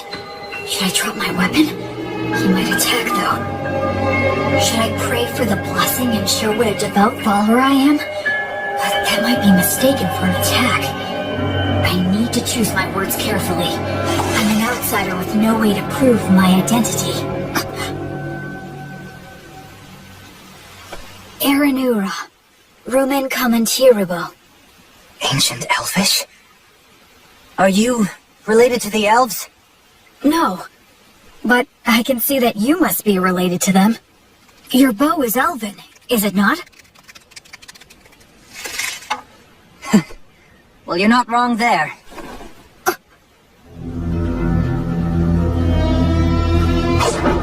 So what? The more important thing is, did you kill the boar? Oh, yes, it was me. That boar was my quarry. You took the kill from me. So... I almost said sorry out of habit from my previous life. Yes, you're right. It charged at me out of nowhere. I was forced to protect myself. Anyway, this'll take some negotiation. I'm the one who ended up killing it, so I think I have at least some right to it. Alright, I guess you have a point. Oh, damn it, the arrowhead is broken. I don't have any left. I wonder if metal is hard to come by. We negotiated a few other things after that. The silver-haired half-elf was a skilled negotiator, so I was sort of at his mercy for the most part. But he agreed to give me the boar's shoulder, in exchange for helping him butcher it. Wow, you know your stuff, huh? I'm sorry. You have my gratitude. We'll make good use of you. You're so devoted. Well, at any rate, this front leg will be all yours. That's it for the portions. Okay. I guess we should eat the liver now. It'll go bad fast. Oh, I've got a pan we can use. Flammo Ignis. Hey, you're pretty impressive with your hands. Kind of. I should keep my magic a secret for now. So, now we just wait? Yeah. Earth Mother Mater, and the virtuous gods, we give generous thanks for your grace as we partake in this meal. Please bless the food that is here before us, that it may robustly nourish our bodies and our souls. You really are devoted, huh? He doesn't seem to be much of a believer. But I'm the one with memories of my past life, while he seems closer to nature. It's so hot! Good stuff. This is the best. Huh? So you want directions? Well, the thing is, it's kinda hard to explain. I'm not sure how to put it. You don't look familiar. Seriously, where are you from? Telling him I was raised in the ruins by 3 undead probably wouldn't help things. I came here from the south. The south?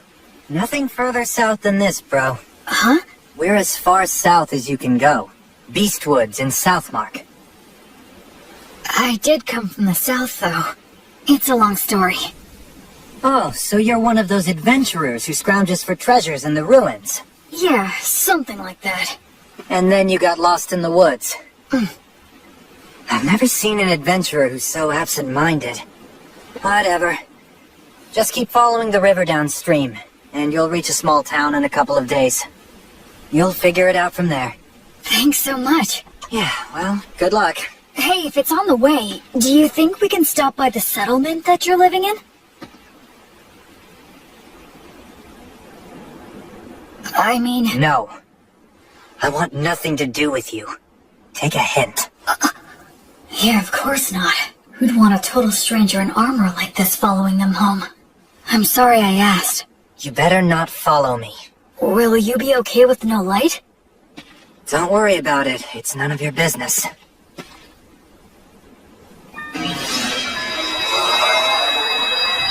What are those? Fairies. I've never seen them. They say elves, as followers of the goddess of Fae, have a strong affinity with other Fae minions. I guess that goes for him, too. Later. My name's Will. William G. Maryblood. What's your name? Manel. Short for Maneldor. Not that we'll ever see each other again. Try not to die on the road. Maneldor. In Elvish, I think that means a very fast-flying eagle. He was a bit abrupt, but it was fun talking to him. He looked around my age, but they say half-elves are long-lived, so in reality, he might be a lot older than me. Oh, right. I should be close to a town. If I'll be getting more soon, I might as well indulge tonight. Tomorrow, I'll start by heading downriver to the town. After that, I'll try to get some information there.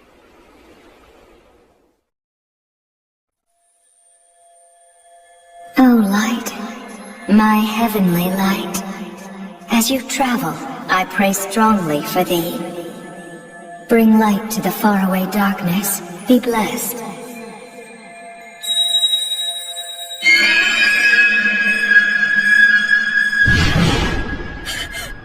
No! Was that a divine revelation? Lumen!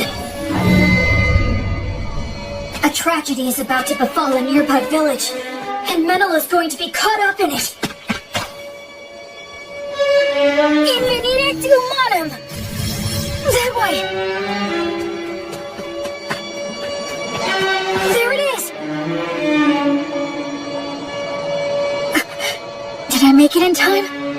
Erasus.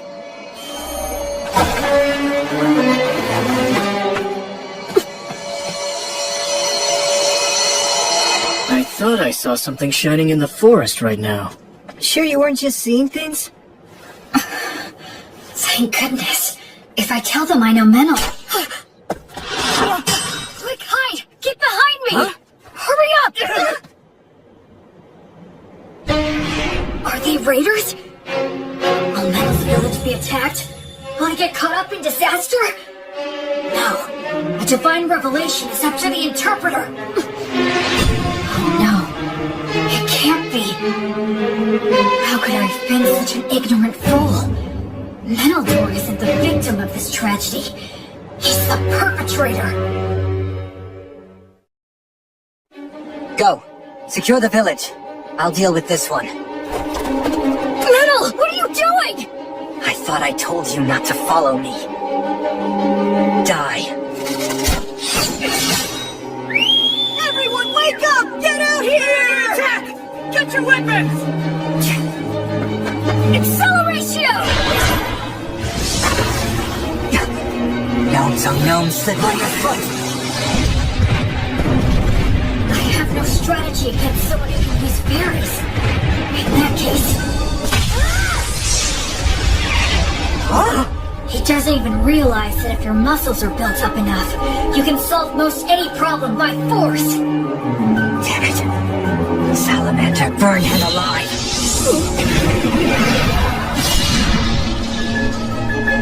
No way. My. You're quite strong, aren't you?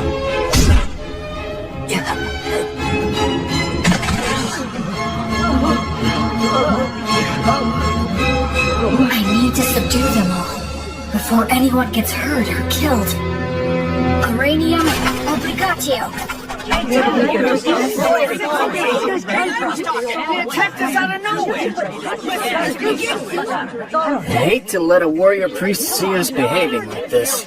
Thank you again. We appreciate all your help from earlier. Pleasure meeting you. I'm John. Likewise, my name is William. People from all over with different ideas about the law drift to this village naturally. It's always like this.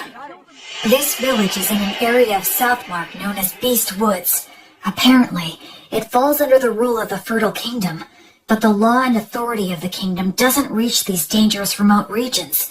So the area is dotted with villages populated by criminals, fugitives with no relatives, adventurers who scavenge the ruins, and other outsiders. Of course, I'm one of those people myself. So, what's going to happen to them? I'm not sure. Your guess is as good as mine. They're all from a neighboring village, which is about a day's travel from where we are right now. Neighboring village? Neither of our villages are all that well off, but I thought they at least had enough stored up for the winter. And we have always gotten along well enough. Also, that silver-haired half-elf is a well-known wandering hunter in these parts. He's helped us get rid of dangerous beasts lots of times, but this... Settle down now. Everyone's worn out from all this chatter. Time to take a break and have some water. This is our chief elder, Tom. Good day, warrior priest. John has told me all about you. Please allow this old man to also offer his gratitude. Oh no, all of this is because of the guidance of the Goddess of Light. Oh, well, in that case, I must express my gratitude to the goddess as well. Now, warrior priest. Is it safe for me to assume that if anything more were to happen here, that you would protect us? Yes. I swear on the light that is Gracefield that I will protect everyone here. All right, then we don't need to worry about our safety if those ruffians attack again.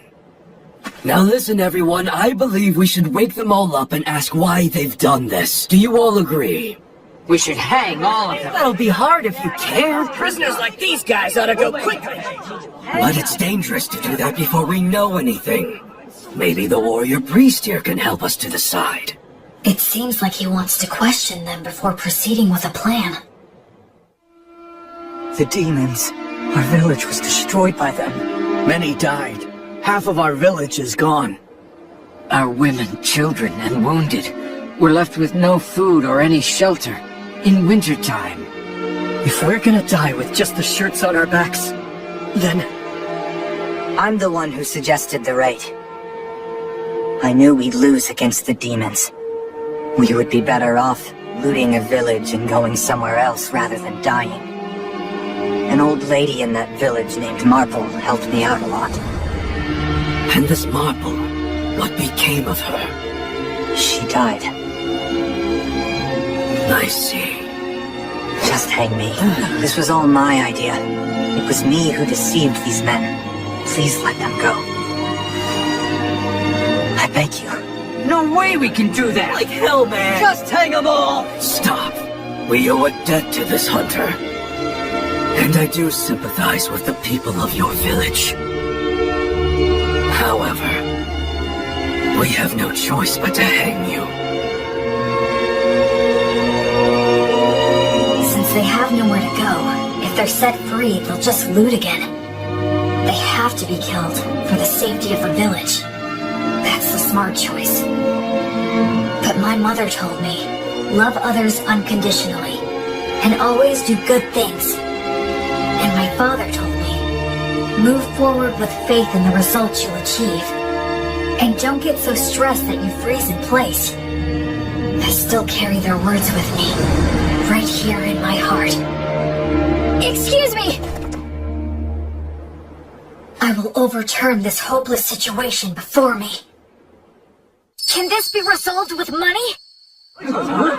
Compensation, monetary atonement? Are you familiar with that custom here? Well, of course we are, but who here would be able to pay for that? These guys are flat broke! I am able to pay the money.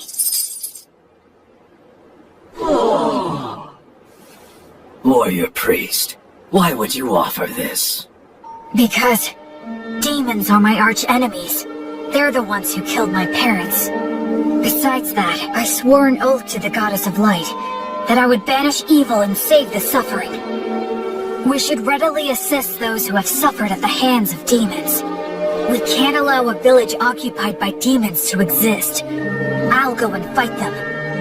Actually, I'd like to hire this young man to accompany me. He's an excellent hunter and he knows this forest, right? I'm going to need his talents to help me locate and fight the demons. And I can pay handsomely. Are you sure you want to do this? I feel like we're the only ones benefiting. It's a reward for all of your exemplary day-to-day conduct.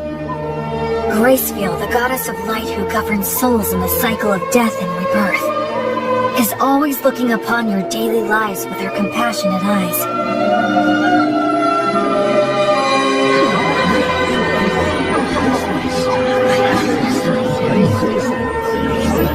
Then let us untie them now. All right. I managed to turn that all around. At least I think. I had a feeling that somewhere, some god was giving me a tiny smile. The people of the village that was attacked took in all the villagers who weren't involved in the raid. Part of it was to use them as hostages, I'm sure. But safe is safe. So are you going to tell me what you're really up to? I don't have anything to hide. I meant what I said. Because you're a warrior priest? Well, I almost forgot. I know it's already after the fact, but you will let me hire you to take you back to the village and destroy the demons, right? You're asking this to the guy who instigated a raid and a murder. Shouldn't I be punished? I already cleared your debt by paying reparations. Besides, it was the only way you could help out. The people were starving, right? It's never crossed your mind I might betray you? If you do, it's the people of the neighboring village who will suffer. You're too damn nice. One of these days you'll be picked apart and left for dead. Well, I'll be very careful then. Okay, sure, I can work for you. I do need some money after all. Great, thanks.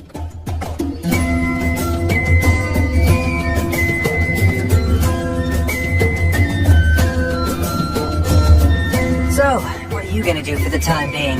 Huh, Mr. Bossman? Our challenge is that demons have occupied the neighboring village, right? I guess we'll just charge in. We don't have much time. What are you, insane? There are a lot of them, and they've got demon beasts. You got a plan? What are our odds? It'll be fine. I'm used to them. Well, you are right that we have to hurry. People who died might have turned undead by now. If that's true, I need to return them to the cycle before they get lost and end up stuck here.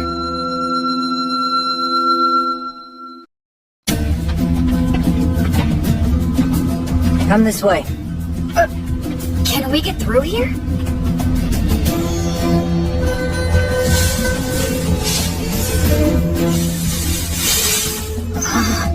This is perfect. We'll camp here tonight. Dear green ones, grant us shelter, a bed of grass, youth of trees, and strength for any surprise guests. Wow! It's not such a big deal.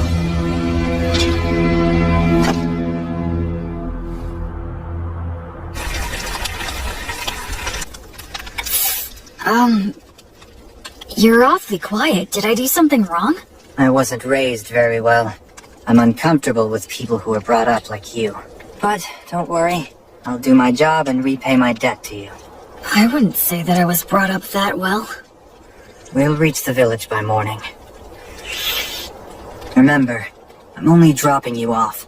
I won't be fighting any demons by your side. I know. That's fine. Shouldn't we keep watch? The fairies will do it. They'll wake us if anything happens. Hey, why don't we stay up and chat for a bit? I'm tired. If you want to stay up, do so on your own. I wonder how long it's been since I began my travels. One thing's for certain. It's my first night spent with someone else since my departure. It's like lizards. I forget the name. Roscus? Yeah, maybe. It's something like that. And what else? They have several soldiers patrolling outside the temple. I know there's at least one demon beast inside. What's the demon beast like? Well, it's got a human-like head, the body of a lion, and wings like a bat's. It's a manticore. You already know these guys? I've studied them a fair bit, but still. I'm glad there's not more. Excuse me? Let's just go and head on and crush them.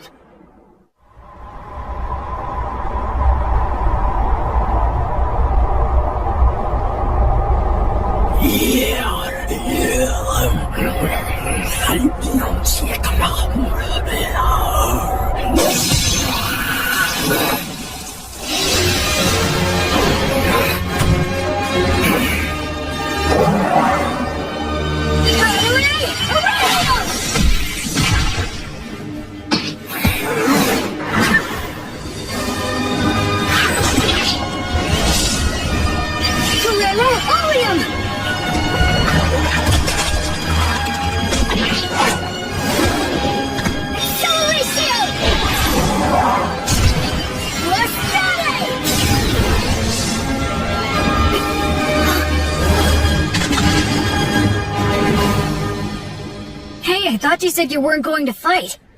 I jumped in because I could tell you were winning. I don't know many people who could tackle those guys alone and win. The conditions were in my favor. Regardless, your strength is abnormal. Do you do some special training or something? I eat a lot of bread, I guess. Humans usually don't get stronger just from that. Well, I think we took care of the bulk of their forces. All that's left is to clean up any surviving demons. I hope some of the villagers survived. Oh, hang on a second.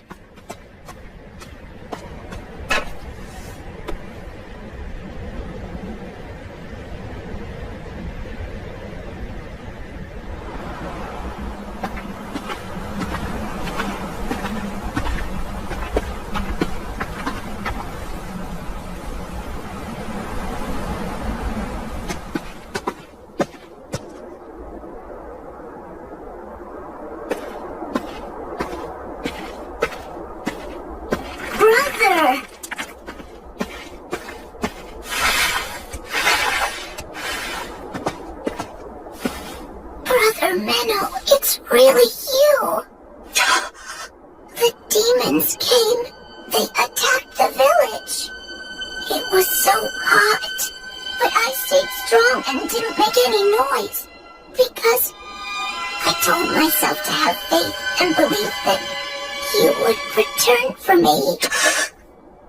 And Brother Menno, you did come back. Thank you. Why won't you? What's wrong? What happened? Did I? Hey! Listen, you did well. You did a good job. Who are you? I don't... Don't worry, I'm a good friend of Brother Menno's. I'm sorry. He's a bit unsteady on his feet because he's very tired. Oh, okay. That's right, you're a good boy. Go on. Menno? I got here late. Sorry about that. That's alright. It's fine. You must be tired. You should rest. Yeah, you're right. do feel kinda sleepy. Sweet dreams, little one. Goddess of Light, Gracefeel, grant him some peace.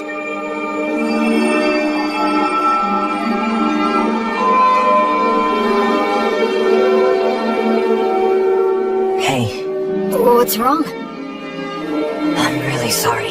Sorry for what? I underestimated you. I thought you were just some rich boy who happened to earn a god's protection and got cocky, spouting mindless cliches. Anyway, I'm sorry. Don't worry about it. There was still a distinct look of pain on his face, but Menel also had the faintest of smiles. He didn't hesitate anymore after that. He held the hands of the undead and exchanged farewells with them.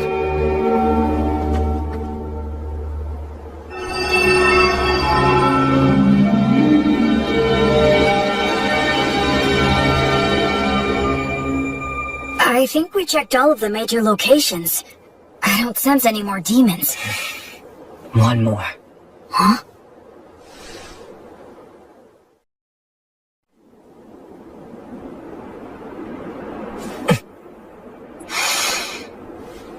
Hey! You in there, old Marble? Huh? Whose voice is that? Oh, look, it's you, Menno. This ghost is close to the highest rank. But her soul must be extremely tough. If she resists, my power might not be enough. If it comes to that, I'll have to use a magic weapon that works on spirits. You really don't need to worry so much, young man. Huh? I'll have you know I haven't gone senile yet. Really? Well, that's a relief to hear. It seems you stayed behind because of some lingering attachment, but this kid here is a genuinely virtuous high priest. Returning lost souls like you to the cycle of death and rebirth, and treating wounded people are what he does best. Oh? Listen, we can take care of the village now, and I think it's high time for you to move on. Unless you still have something to say. I can deliver the message for you. Menno, you've been bad again. No, I promise I haven't. And where the hell did that come from anyway? Maybe you are senile. I can read you like a book. What's that supposed to mean? You're lying, that's what. I can always tell when you're lying. Yep. You're a little hooligan, but at your core, you're honest and smart. All this killing and stealing isn't for you. My goodness, you know this more than anyone. You see now, don't you? Shut up. What did you say? Shut up! What makes you think you know anything? Just what the hell was I supposed to do, Marble? You died, and everyone else in the village was starving. What else could I have done? You think I should have prayed to the gods or something? The gods? The gods have never helped me out, not even once!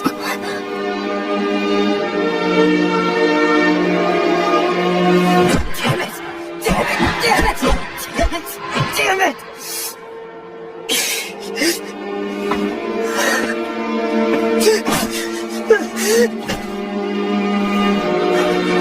Damn it all. I've had enough. Just let me die with you. The life of a half-elf is too long for me. Those with elven blood live for hundreds of years.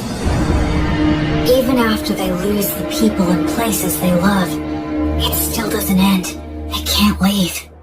Listen to me, Menel. Now, Meneldor.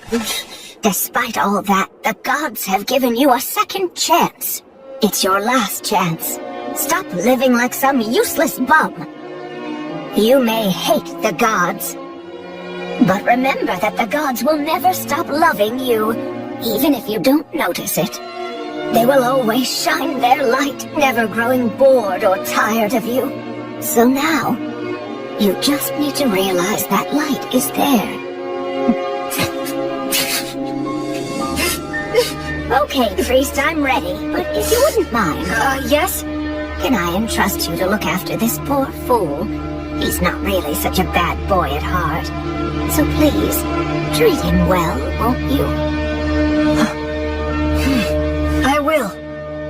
And as for those darn demons and demon beasts that attacked the village, I'm certain that they weren't just strays. The stronghold where their boss dwells is deep in the forest, and he sends his demon minions all over the place from there. He commands the demon beasts to attack people. It seems like they're putting all their effort into one big evil plan. If I may, your lingering attachment. Well, I couldn't pass on without making sure someone knew this. Anyway, I appreciate the offer, but I won't be needing your help. You see, someone's already waiting for me. Oh, she has someone. So it's about time for me to be on my way. Menno, dear, do take care of yourself. So many things happen in this world that can never be taken back again. So stand up and put your best foot forward. There are things you need to do. Damn it. You old woman. You're so selfish. Oh, well, so are you. Oh my goodness. What are we going to do with you?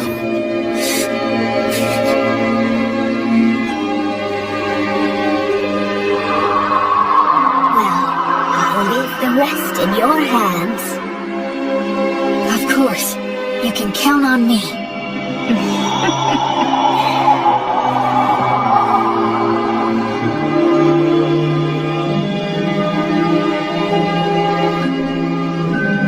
The present state of this world is dark. At the very least, in this area known as Beast Woods, demons and demon beasts still run rampant, never fully exterminated. No nation's laws reach here, so even among humans, robbing and mugging are widespread. Certainly, as an outsider just passing through, I'm not obligated to do anything. I could just walk right by it. But As you travel, I pray strongly for thee. Bring light to the faraway darkness. Be blessed.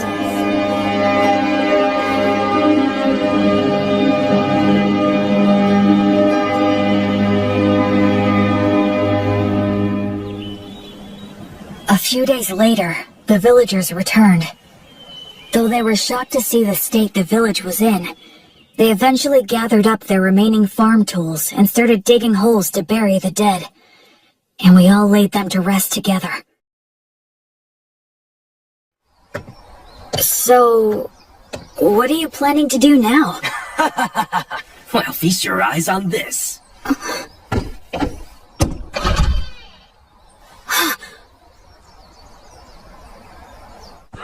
Just for tonight, we're throwing a bit of a party to mark our return to our village and honor our fallen. And since you're the savior who got our village back for us, we would be honored if you could join us this evening. I'd be glad to. Oh boy.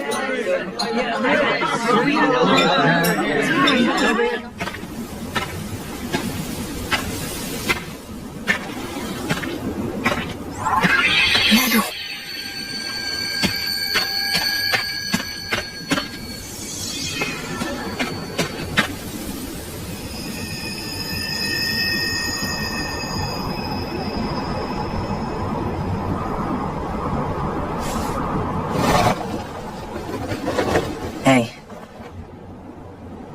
That's a beautiful view. Looks are deceiving. Those ruins are actually an undead nest. Countless adventurers have gone in, but none have ever come back. Oh, I see. Okay then, I'll go there tomorrow. Huh? Were you even listening to me? Yeah, you said it's an undead nest, right? If it is, I need to go and return them all to the cycle. I forgot who you were for a sec. Being around you throws me off my game. And here I thought I was a much more indifferent person than that. A little late to say that after the way you were wailing earlier. Well, why are you saying that to someone who's already depressed? Hey, Menel, what was Marble like? Can you tell me about her? She's strange, exactly like you saw her. I was born up north in Grassland, in the great forest of Erin. That's where all the elves live. My mother was a woman of insatiable curiosity. She took off somewhere outside the forest, came back pregnant with some stranger's child, then she gave birth to me and immediately died. I grew up at a different pace than everyone around me, and the thing with my mother didn't help. They said I was a disgrace, and since I didn't fit in the first place, I ended up fleeing to the forest. Of course, the world outside was no paradise either. But luckily for me, I could use a bow and arrow as well as knives, and I could see fairies. When I ran into enemies that wanted to eat me, I had the skills to kill them instead. If I didn't, most likely I'd be prostituting myself out in some back alley. You do have a pretty face. What's that? Nothing. Go on.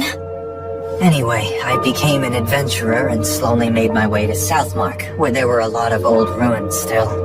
But a member of my party betrayed me in a fight over the loot we found amongst the ruins. He poisoned my food and I nearly died. I killed him with my own hands. But all of them except me died anyway. I didn't even know where I was wandering off to. It was near that village that I finally passed out.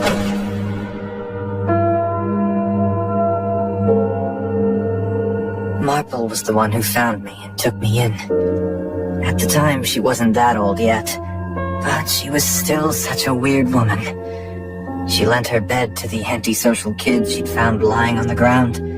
She let me eat her food, and even lectured me about trying to live a decent life. A lot of people ended up at that village after being found by her.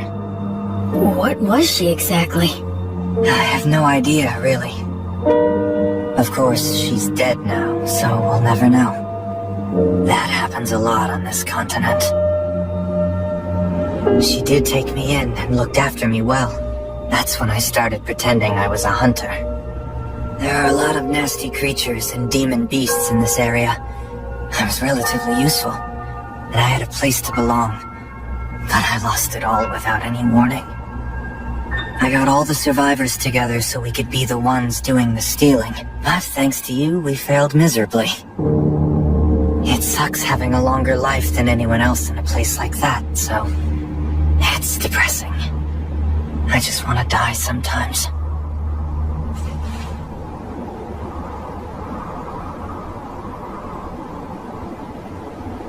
Well, I suppose I'll get back on my own 2 feet soon enough. Huh? What? Stop making faces at me. Huh? Just saying that there's a huge difference between your priest self and your normal self, huh? What?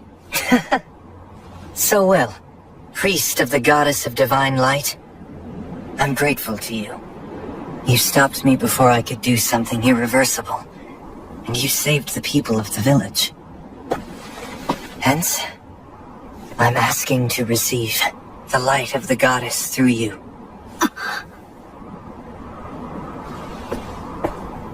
Do you accept what I ask? I will act as the medium. You can form a bond with my goddess. I will pray for you. May the divine goddess of light, Gracefield, hereby love you, illuminate you, and always walk by your side in your travels. To my guardian deity, I swear to live my life honorably. Please shine your light upon my path. Help me atone for my sins. There'll be tough times ahead, and I might want to die now and then. But I'm not gonna stay down. I'll put my best foot forward, like the old woman said. Menel, you're really strong. It's amazing. I admire you. Come on, stop being gross. Between the two of us, you're the strong one. Where exactly does your power come from? I'm not strong. I just lucked out and happened to get amazing teachers in my life, that's all. Well, I'm not going to meddle. Anyway, ready to head back? Mm-hmm.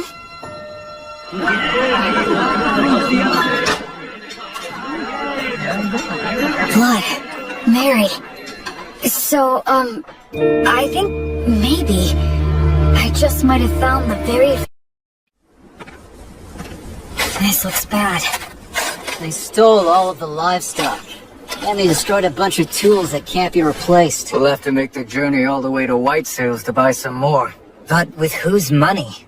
Well, we can't replace everything. Hey, what exactly is white sails? Huh? Are you being serious? What's your deal? You grew up in a cave or something? Sorry. So, White Sails is this... could you tell me about the history of this place, too? Yeah. Alright, fine. You know we're in the southernmost continent, known as Southmark, right? Yes, that I know. So around 200 years ago, Southmark was engulfed by a horde of demons. The 100 heroes took out the king of the demons, but the humans abandoned this continent, crossing the sea to retreat to grassland in the north. The 100 heroes. That's blood on his buddies. Since the Fertile Kingdom unified the southwestern region of grassland, they've been cultivating the land with the intention of reclaiming it. And as for the area of White Sails, it's the port town that became the center for immigration from the north. I see. A lot of misfits and aspiring heroes go there. Also, those with divine revelations. You're hoping to gather more faithful on this trip too, right? I understand that Gracefield used to have a lot of devoted followers on the southern continent. Can you tell me more? I think that most of her followers were scattered after the Great Collapse. Yeah, that's right. But those followers who managed to escape to Grassland kept her name alive. Yes, even so, her following has declined quite a bit. Rampant demons and demon beasts. Villages that resort to thievery. Faith in the goddess dying out. Perhaps this was the mission that the goddess had in mind for me all along? Well, enough of old history lessons. We need to help the villagers now. Yeah, with regard to that, these villagers don't have a lot to spare. Hey, Metal, wanna explore some ruins? We'll divide the loot. What? Who are you anyway? But we do have enough money to rebuild now. We can buy new tools and livestock. Plus, I made up for my personal expenses. Can't wait to get to the city. First thing we're gonna do is eat there. Seafood's in season, so... Someone help us! A giant ape! The two running from it are a halfling and a hawker? Stop! No, it's not for fuss about it!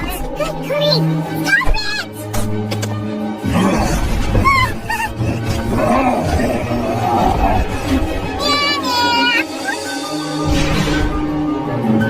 Who are you? What is this dangerous? Blood told me that when facing a wild animal, the moment you break eye contact, you lose.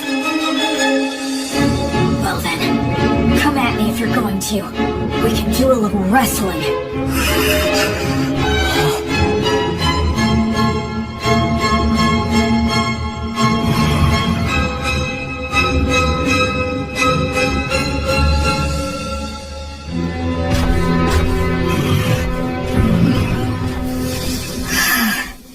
Thank goodness, I didn't have to fight him.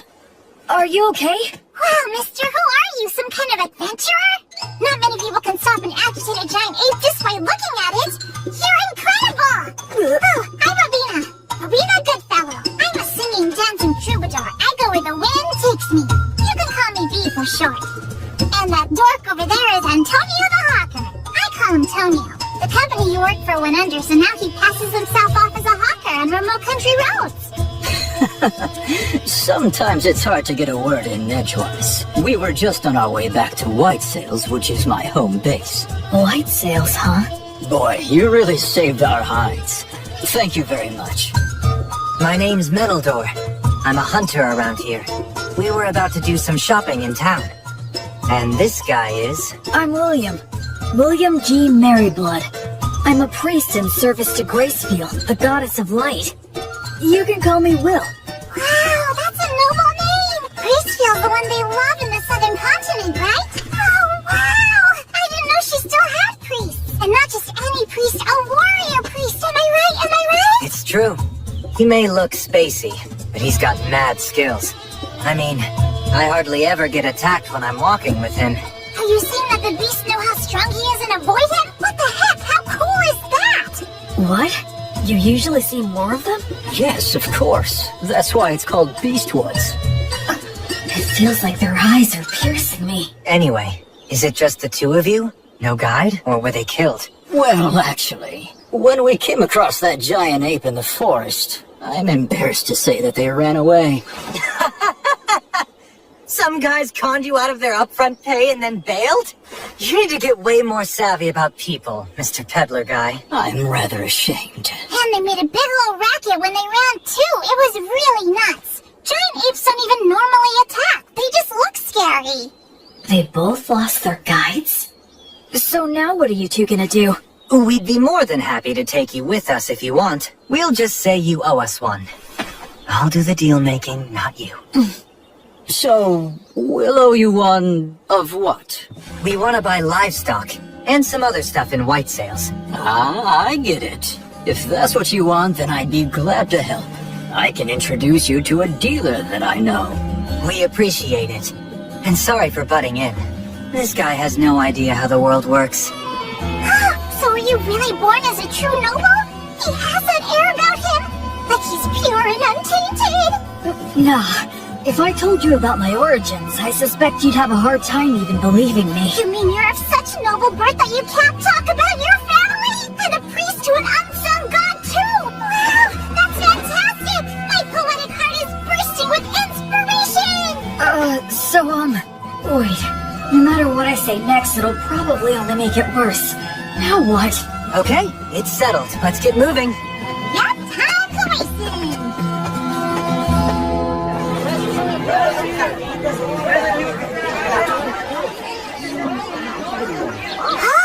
This place looks perfect! Woohoo! Introducing B and Tonio warmed up to me quickly. Tonio has a gentle demeanor, and he's good at getting close with others. As for B, she doesn't seem to have any boundaries when it comes to people. Ahem! It is now time for me to sing you all a song. I'm counting on you to clap along for me, and you collect the donations, Will. Sure! You got it, B!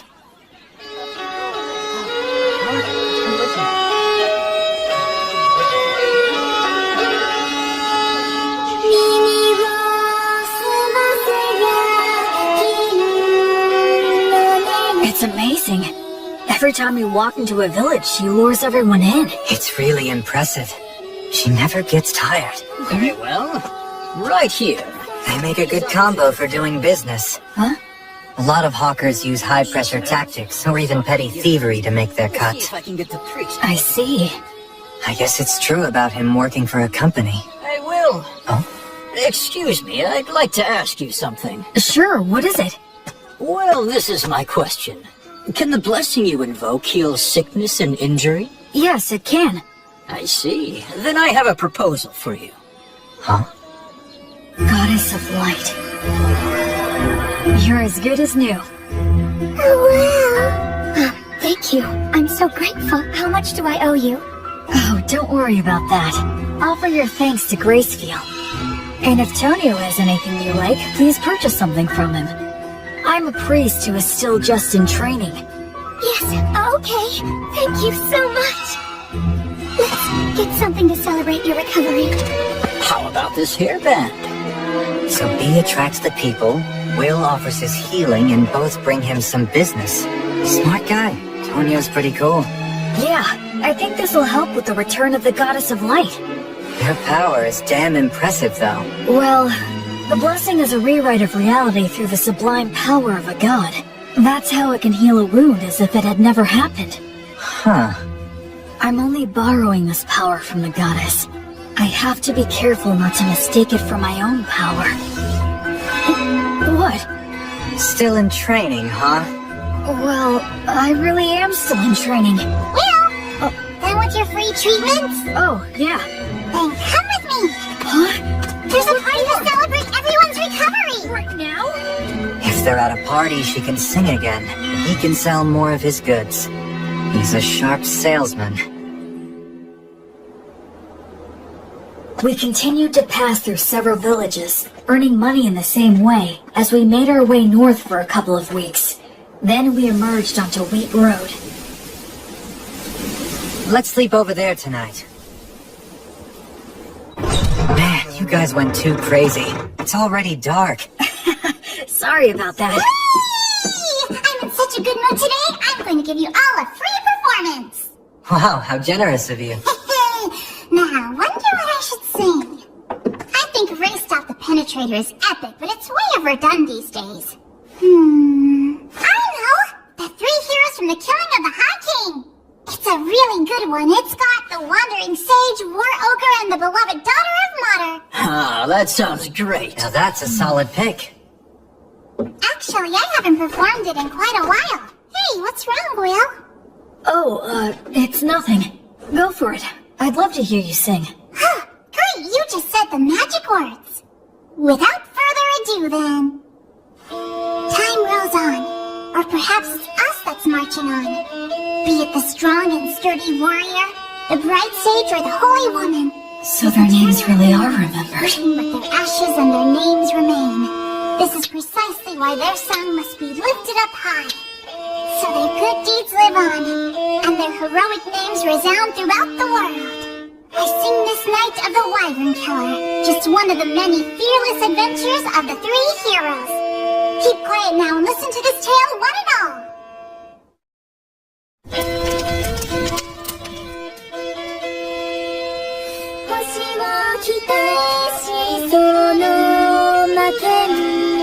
Jeez, Blood.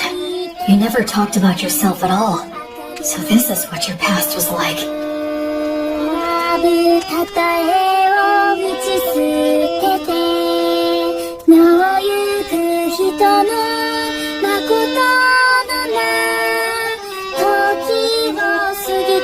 I guess no one knows Gus's real name was Augustus.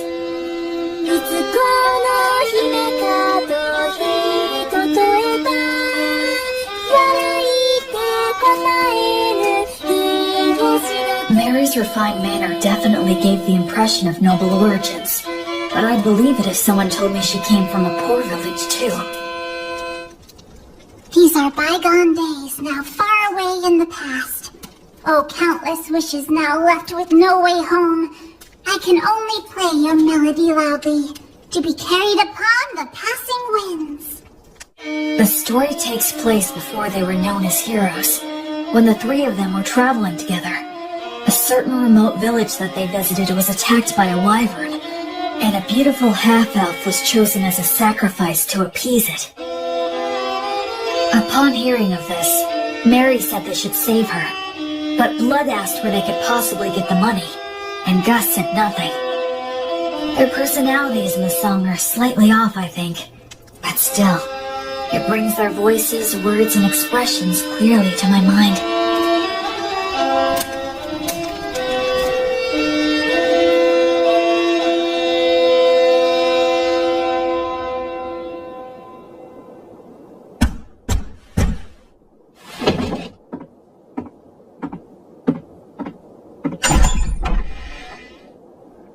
Who might you be? You think we're gonna take on a wyvern for that amount?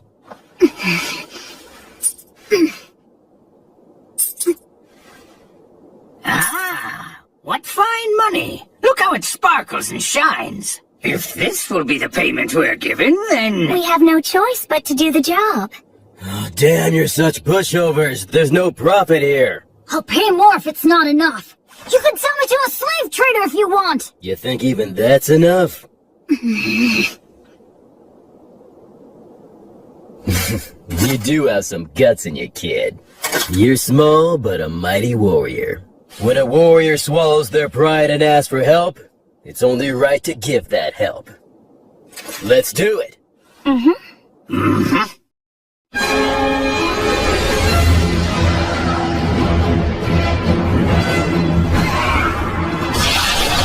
Ligatur, nodus, obligatio!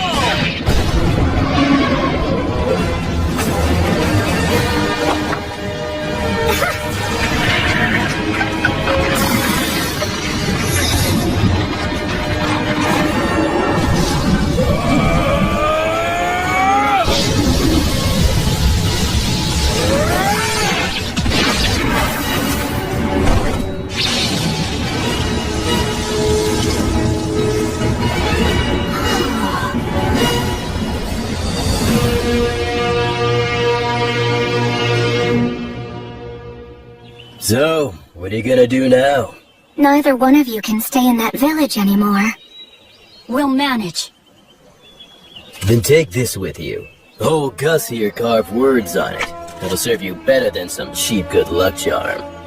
You certainly can't be a warrior if you don't have at least one dagger with you. Please, take this as well. Take care of yourselves, and be good to one another. You will face many difficulties, but never forget the value of perseverance. But this is more than what I paid you. We can't accept it. Ha! Who said we're giving it to you? It's an investment, merely a loan. Alone? Listen, you two must live the best you can and build up fame and fortune for yourselves. If your names reach our ears someday, well then, we will come to collect what we've lent you, plus interest.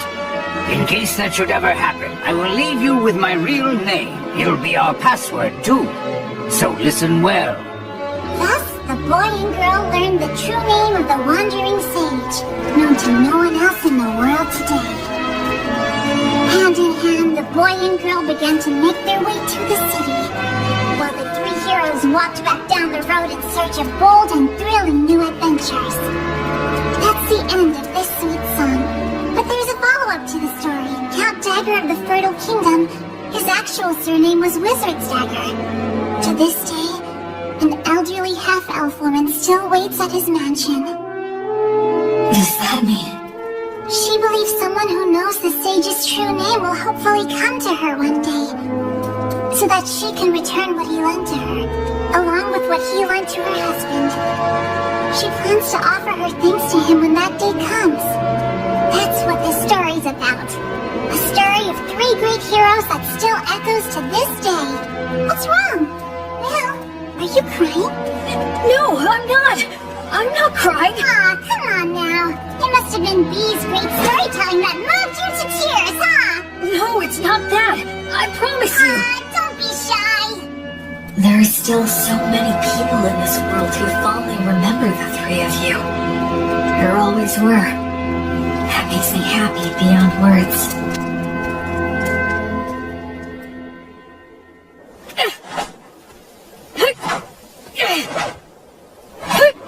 The Fertile Kingdom, huh? Once we cross the sea, maybe we'll meet people who still talk about blood and the others. Hey there. Huh? I see you're up. Looks like you're working hard. Hey, Tonio. Well, you're a strong young man. You think so, huh? In looking at you, it's become clear to me that your movements have been refined many times over. But then again, maybe you don't want to hear that from a guy who got conned by phony adventures. In any case, it's obvious that you're used to handling that fine dwarven spear. And those who can handle that masterpiece have to be a master themselves. But there is one thing I don't understand. Something you don't understand? I'm curious to know what it is that you desire. Why are you asking me this? Well, because I'm a merchant. It's my job. I move product and grant people's wishes for fair wages. Satisfaction is a merchant's specialty.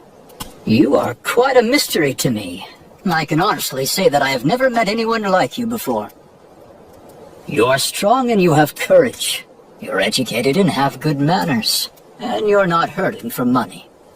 But you're not really like a noble. You're more like a holy knight that I've only heard stories about. And so, that's the reason I decided to ask you directly. What is it that you as an individual desire in life? Or is it that you're strictly a representative for your divine goddess of light? I had a happy little life up until now, but I lost it shortly before I set out on my own. I gained the divine protection of the goddess of light in its place.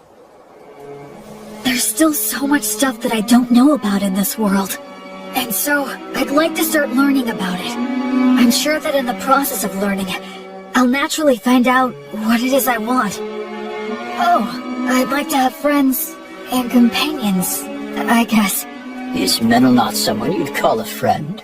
Well, actually, I think he and I get along fairly well, but he seems hesitant to acknowledge me as his friend.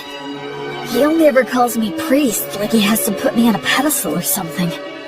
Yeah, Having friends is important to me. Yes, I understand. Then perhaps I will nominate myself to be in third place position. Huh? Because I'm sure Menel and Robina would be mad if I jumped in line ahead of them. The very thought scares me. Well, shall we get some water and start preparing breakfast for everyone? Yep. Okay, here you go. Wow, so good! It really is. You're a fantastic cook, Tonio. He sure is. Honestly, it's one of the only reasons I travel with him. We're eating a lot better now, thanks to Tonio's good cooking. That's right, you can't cook to save your life. Well, it's just that... Hey, Menel, your cooking isn't all that hot either. What? You ate it. Well, we always get good bread from Will at lunchtime. Isn't that so cool? He prays and it suddenly appears. I'd prefer to stop as little as possible. I'm grateful to have food I can eat as I walk. Cool. Let's get ready to leave as soon as we're done eating. Yeah. You All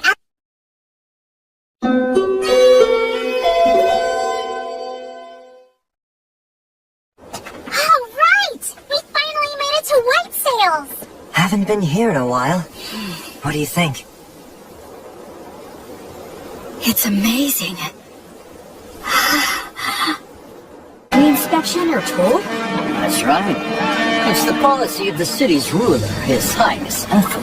Goods enter the city by boat in tremendous amounts, and then they're distributed throughout Southmart by land and water. Wouldn't that mean a massive amount of goods pass through here then? Yes, and if all of them are checked at the gate, it would be a hotbed for the smuggling of both goods and people. Oh, I see. So, Ethel imposed docking fees for ships and rental fees for companies setting up shop here to make money for the city, keeping the movement of people and goods as unrestricted as possible. It seems like the economy is their top priority. It's a very advanced city with a real sense of freedom. Quit talking about all that boring stuff. It's Will's first time here. Let's have fun. Come on, this way. Will, this is the city's biggest market. Wow, real people. That surprises you? Oh, look! So beautiful. All this jewelry is in style right now. In style? Yeah, you betcha. They have the latest styles here? That means these people are doing well enough to contemplate things like fashion. It's just one shock after another in this city. Is that... Yeah, that's a street light. Street light? You don't know what those are? Gosh, you're behind the times. Every evening, the apprentices come out. They're from the Academy of Sages, and they light up all the posts which have the words of light engraved on them. So the people here have light even at night. This assignment serves as training for apprentice sorcerers, and they can earn a little pocket money as well. That operation over there is also a large source of income for apprentice sorcerers. What is it? Oh, come on, Will. Even you have to know what that is. It's the public bathhouse, Balnea. Balnea? Huh? What's wrong? A public bathhouse? They have baths here? The water's so clean, you can see right through it. Oh yes, so that's an effect of the words of purification. Instead of the massive amounts of fuel it would take to heat the baths, they can use words of heat. That's amazing.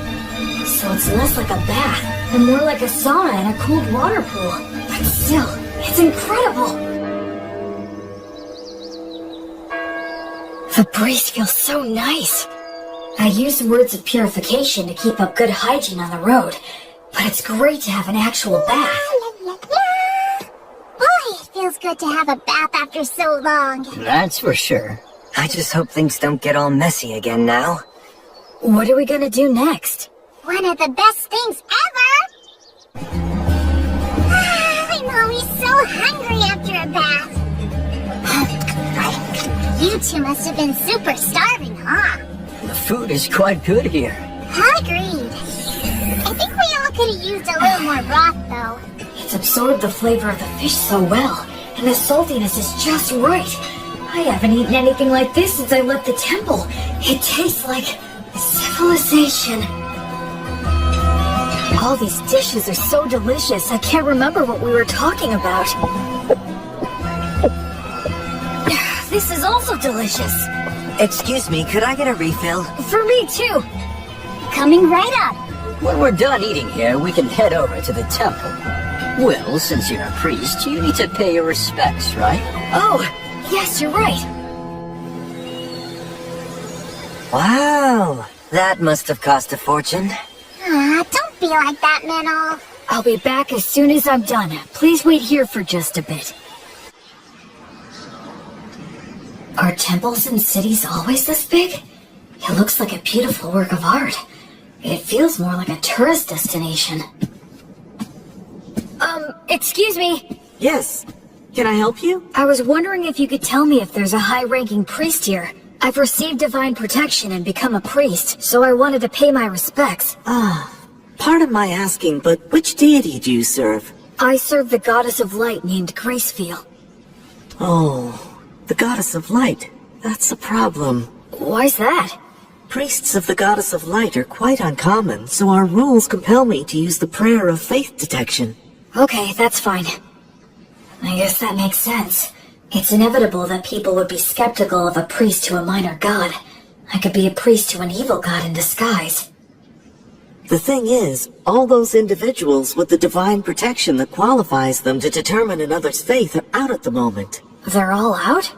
Yes. It's because attacks by demon beasts have been on the rise everywhere recently. All but the vice bishop are extremely busy right now. Vice? What are you doing in the middle of the aisle? Oh, Bishop Bagley! Answer me. I asked you what you're doing. Well, I just... It's an honor to meet you. My name is William G. Merryblood. I have earned the divine protection of Gracefeel, the goddess of light, and I have come to the Temple of White Sails to pay my respects.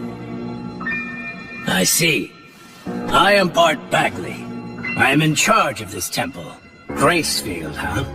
The deity who has been completely lost as of late? And what if you're a suspicious person using her name, planning a very dangerous plot? You have every right to be suspicious. Is there anything I can bless to prove myself?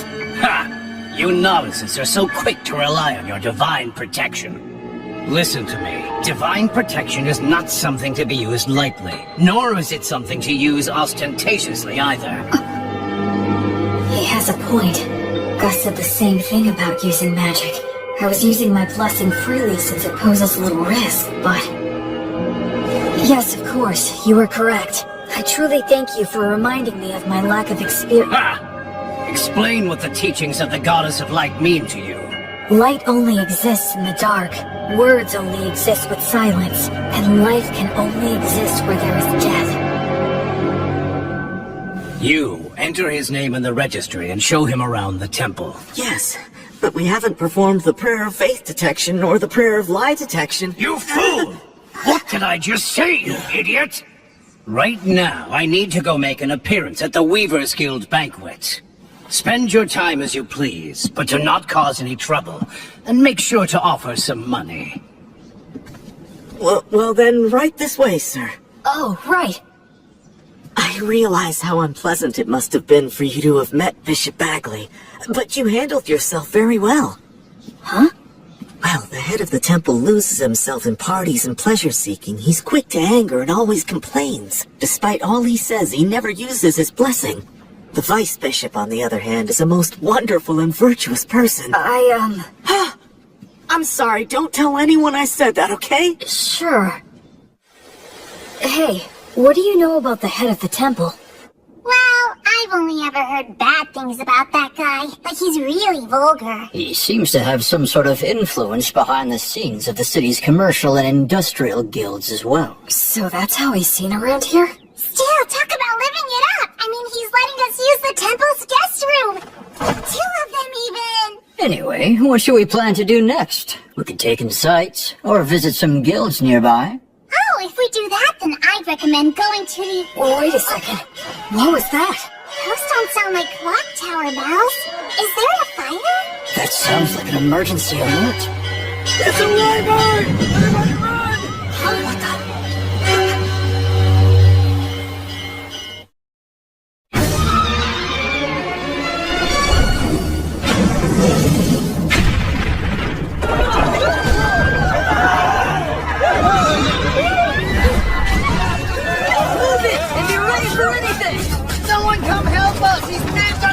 Careful! What's going on? Stop pushing! Where is my child? Oh, gods.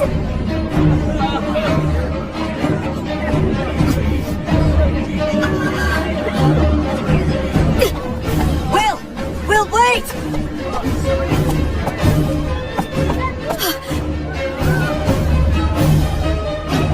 Why is a wyvern here? Fire! Some of the high-ranking clergy are out right now.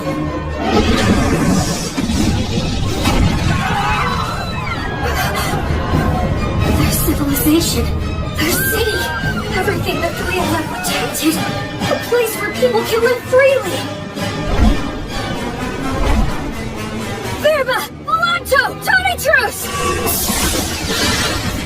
And this! Among the words I can use, these have the furthest range. I'll just have to keep firing until I hit it. What are you doing, you idiot? Why are you shooting off high magic like that in a blind fury? You'll get yourself killed! But nothing! You're fighting a wyvern. You have to be more efficient than that. You've got smarts. I suggest using them, you moron. Don't just rush in. You should start off by learning how to use your minor magic more skillfully and accurately. I got it. All right, then. Think. What can I do about this wyvern using all that I know?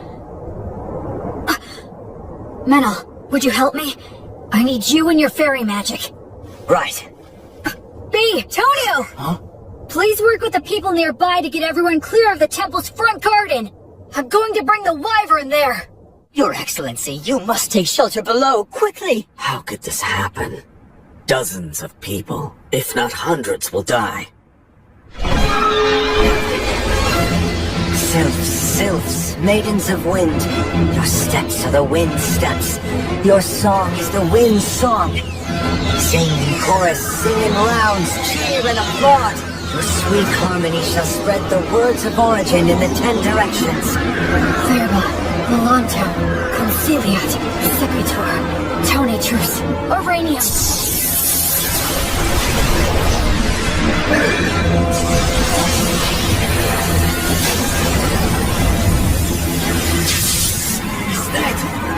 Magic?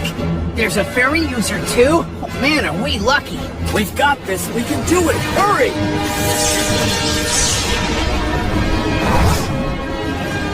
I'm probably not hurting it that much.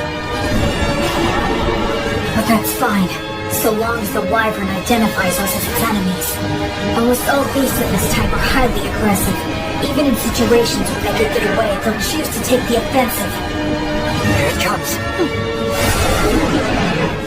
Truth is, the rest of the situation depends on how close my skills have come to theirs. Goddess, I now fight for the sake of my oath, to banish evil and save the suffering. Pray. Be as unbreakable as a diamond. For eternity. For all eternity. Reject all that is evil. On the flame of Gracefield, goddess of light!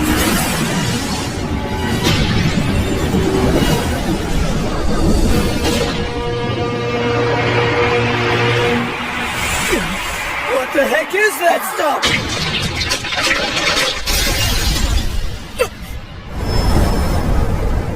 Sylphs! Beautiful maidens of wind, dancers in the gale! Show those ones foolish enough to fancy themselves better dancers the bitter taste of life!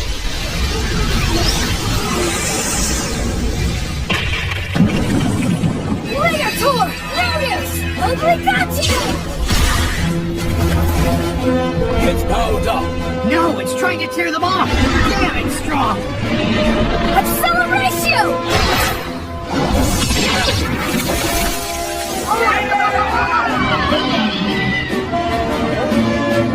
Unbelievable! That didn't finish it off. Run! It's gonna use its breath! There are still people back there. What do I do? What can I do? Go get him. Acceleratio! If you're stuck, use your muscles. Be violent. Take him down.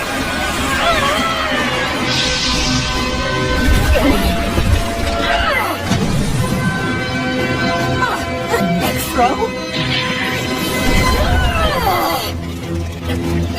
You're not getting away! I won't let your brains or claws hurt one single person!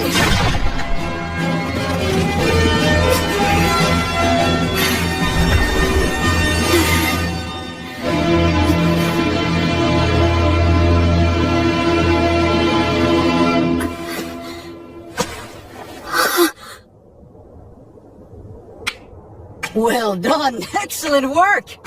I praise you and give thanks to all the gods for allowing me to serve a great hero such as yourself. It's the birth of a new wyvern killer!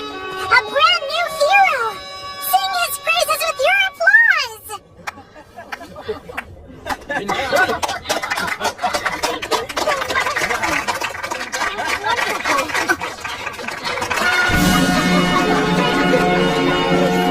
Guess we were too late, huh? I had no idea so many magic users and a warrior strong enough to kill a wyvern were staying here. It is truly divine providence.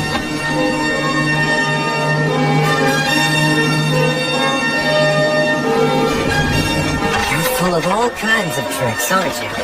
You're surprised? I'm used to your crazy antics by now. All I could think of was how inexperienced I am. Huh? It was great for a first attempt, and I was just lucky to land a surprise attack. But what was that black miasma stuff around it? Hey, you brought down a real monster. Reflect all you want, but be happy. It's hard for me to be happy if you're not happy. When he puts it that way, there's a lot I could have done better. But now I'm a wyvern killer like the three of them. And that does make me happy. Yeah. Metal, thank you. I owe it all to you. Yeah, we did it. Come on, you know damn well it was almost all your doing, you idiot. Is the wyvern killer here? Yes, that's me. How can I help you? Please, come with me, quickly. His Excellency, the Crown Prince, wishes to see you right away. Welcome to my mansion. You're a great hero. So, this is the Crown Prince of the Fertile Kingdom, the Lord of White Sails, and the ruler of Southmark. It's more than I deserve to stand here in front of you, Your Highness. I came immediately when I heard your request. My name is William G. Merryblood. Oh, you are well versed in the old etiquette. I assume you are of high birth, correct? No, if Your Highness could please refrain from asking about my origins. That must be some story. So be it then. Please, have a seat. Thank you.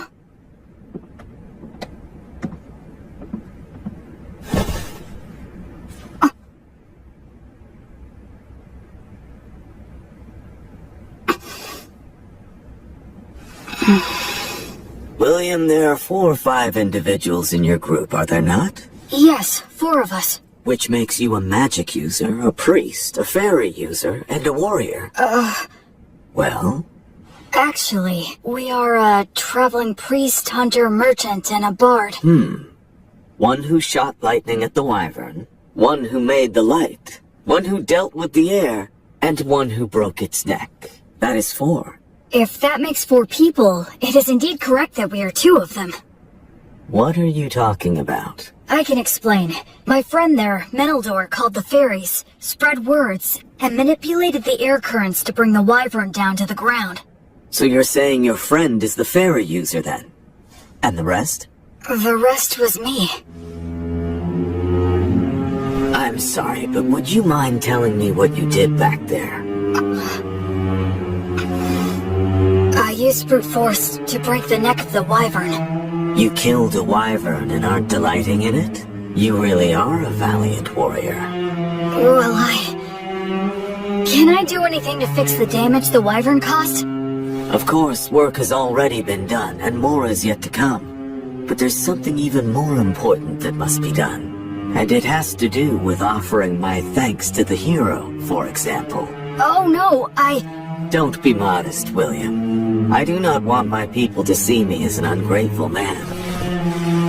On behalf of the people of White Sails, I, Ethelbald, thank the both of you for your courage. You did well to minimize the damage caused by a wyvern's surprise attack. I am unworthy of such praise. I would like to bestow upon you a reward. Is there anything you want? If I may, Your Highness, I traveled here today via Beast Woods to the south. The villages in that area are currently under threat by an army of demons commanding savage demon beasts. I see. So if I may ask you, would it be possible for Your Highness to send his soldiers over there to help hunt down the demons? It's not impossible, but it would be difficult. You saw that wyvern. Within parts of Southmark that I govern, demon beasts like it have caused frequent incidents. You mean... Of course, it's that toxic miasma. Any being it touches is corrupted and turns savage. Are you certain you are well yourself, William? I am naturally resistant to poisons. Oh, that is good to hear. Under the previous king's policies, we expanded our domain too much. We cannot even sufficiently protect the villages we directly govern at the moment. Do you understand what I'm saying? Then, would you give me permission to hire adventurers and mercenaries with my own money and organize an army to drive out the demons? William, are you certain you recognize the full extent of what that could potentially mean? Yes, I understand that I am asking a considerable thing of you, Your Excellency. Yet you stand by your request. Yes. Because if I don't, then how many more tragedies would we be forced to simply overlook? Except to save everyone here is a task not even gods can achieve.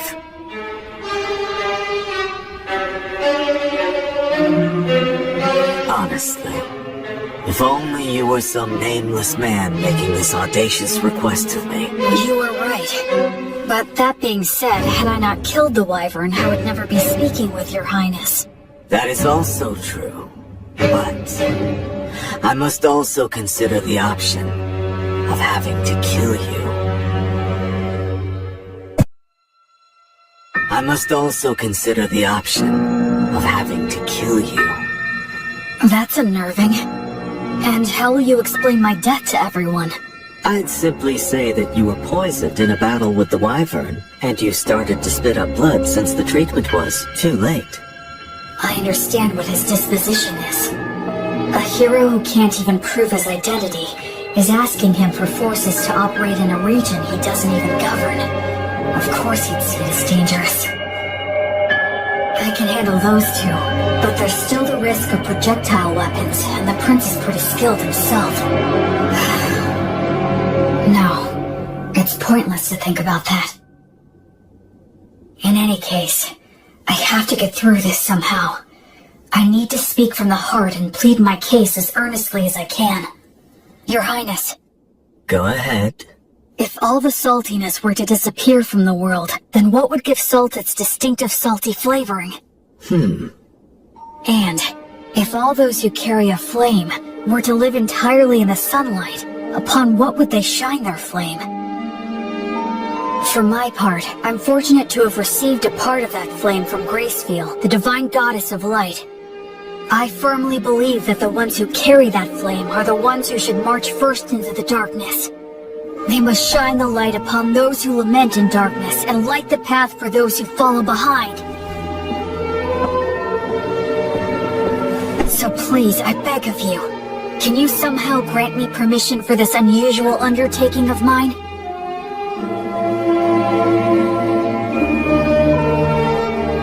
Young William, this path will only lead to despair. It won't work, and even if it does, you will pay the price. But I have some business with that despair you're speaking about. Oh, really? And what is that? I don't like how its face looks, so I want to go and kick it in as hard as I can.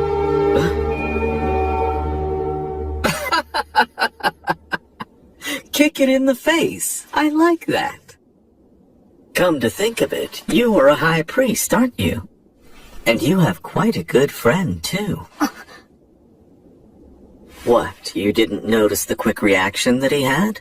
When I said that I was going to kill you, that half-elf over there gave me the most murderous glare I think I've ever seen. What are you talking about? I did that because I thought you were gonna kill me as well. Damn it, don't look so happy. Bishop, please stop! Please wait, Papa! With a guest at the moment. Stay out of my way! Damned ridiculous fools! Prince Ethelbald, please, I beseech thee, do not act irrationally! Who, me? Why, Bishop Bagley. I have no idea what you're talking about. Do not play dumb with me! This young man is registered with my temple. He is in the books, though it may be temporary. He is a member of the temple, and you beckon him here without a word to me? Do you mean to disregard the temple's authority? Oh, I had no idea about that. Is this true? Yes, that's true. Claiming ignorance is not an acceptable excuse. You cannot forego the verification protocol simply because I was away. So you say, but the people from your temple seemed very happy to send him to me. A total lack of discipline. I will give them a stern talking to later. In any case, he must... The thing is, Bishop Bagley, he is not what you think he is. Huh? He came here and asked me to assemble a private army. He says he wants to save the poor people of Beastwoods. Huh? You? I would be lying if I said it never crossed my mind to kill him right here and now. But he's so frank in the way he expresses himself that somehow I started to find it amusing. Which is why I was just sitting here thinking of officially appointing him as a knight. Would your temple be willing to give him its blessing? You know, he would become a paladin. The temple and I can share the profits and responsibility. What do you say to that idea? Of course, naturally, he would fall under our joint authority. You could always have him excommunicated if need be. That's not even the issue we're talking about! The temple can attest to his character. And as the Wyvern Killer, he should have no problems with all the rest. This is proceeding too quickly. I'll return to the temple and think it over. Would that be all right? Yes. But it would make me truly happy to see this happen, Bishop Bagley. I have taken a liking to this young fellow. Assuming I do decide to become his patron, you can spare me your silly games. You, novice boy, we're leaving now. Right.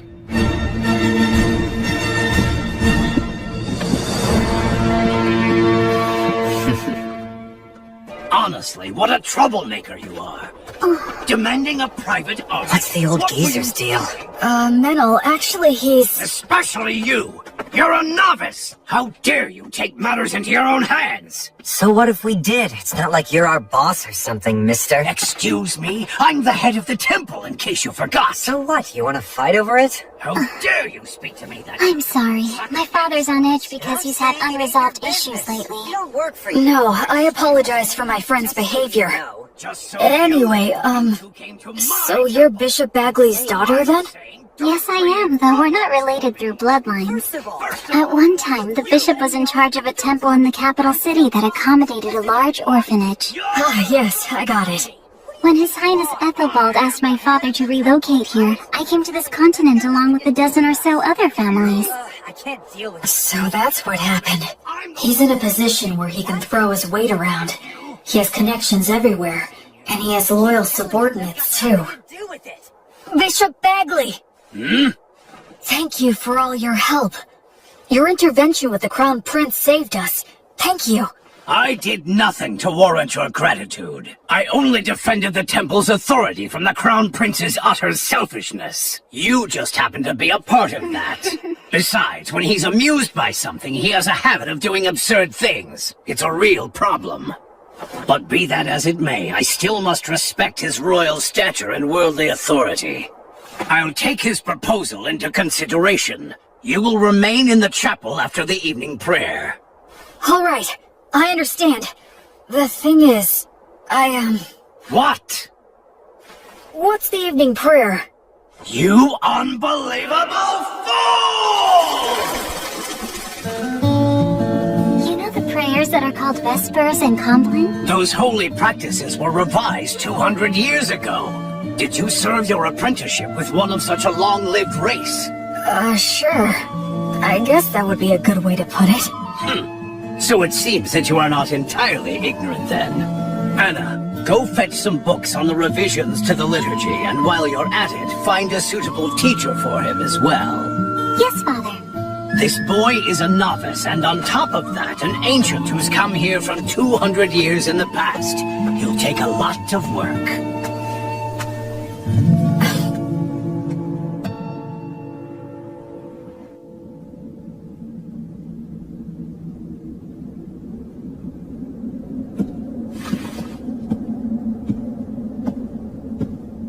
Greetings, Bishop. Wait here for a moment. Of course.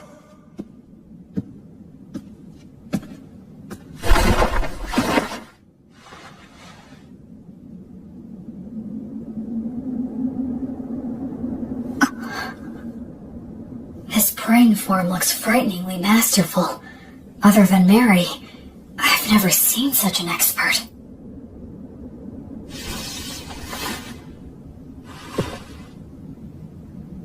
Now then. What is it? As head of the temple, you have earned a high level of divine protection, yes? Equal to my own, if not even higher. The people of the temple told me that you don't use the blessing, and when you pray, either you don't let anyone watch, or you don't apply yourself fully when others are present. Why is that? Ha! Foolish novice. Just what exactly do you think the blessing is? Divine protection from a god. Well then, why did a god bestow divine protection upon you? You think it was to give you special treatment? Not so, correct? To act through you. Understand? It is the god's wish to be able to achieve something great through you. And in order to live up to the god's ideals, we must constantly be in thought about how to use the blessing most wisely. Using it for personal gain will sadly detract from the god's glory. Most of those dimwits fail to understand this point, which is why they will one day lose the blessing. I am the head of the temple. This land is wild, and development on it has barely begun. To secure funding and rights, I must yell and intimidate. To lay the groundwork, I must do favors and use bribery. If I were to use such a high blessing in these circumstances, the people would question why a man like me received divine protection in the first place. Now, youngster, do you think this kind of behavior would contribute to the glory of my guardian deity, Volt? No. Precisely. The correct course of action for blessings and prayers is to store them inside. Therefore, I have entrusted the Vice Bishop with the glorification of the gods through such sacred blessings. He's a very capable man, skilled at winning the hearts of the people to the extent we need it. I trust him with the stressful role of being the face of the temple. I didn't know. Bishop Bagley is really quite talented. He's rude, and he looks like a greedy monk who's always complaining, but he's an amazing man. And what about you? Making a novice who has yet to fully comprehend what the blessing means into a paladin? The Crown Prince always falls in love with his own stupid jokes. Listen, nothing good will come of a novice attempting this, so don't do it. I'd be happy to refuse on your behalf. Even the Crown Prince will drop the idea if I firmly reject it. What do you say? Regardless of what you're proposing here, my goddess still wishes to act through me. You won't change your mind. No, I will not. You're the biggest fool. I agree. What did you swear to the goddess of flux? To offer her my life, banish evil, and save the suffering. Rejoice, then. You have got to be one of the most dim-witted of all the dimwits that I have ever seen here. I can send a few men with you, but the rest will be entirely up to you. Thank you very much. I should respect this man, no matter what anyone else says. Welcome! You're really putting those drinks away, mister. Don't go for people who use adventuring as a job. You have to find those who are in it for the glory and prestige. We need real ruffians who will put their lives on the line for the sake of adventure and battle. Right. just like blood. They have demon beast horns and demon beast hide? Those are their battle spoils. It's the easiest way to show off their strength. Come on, let's go.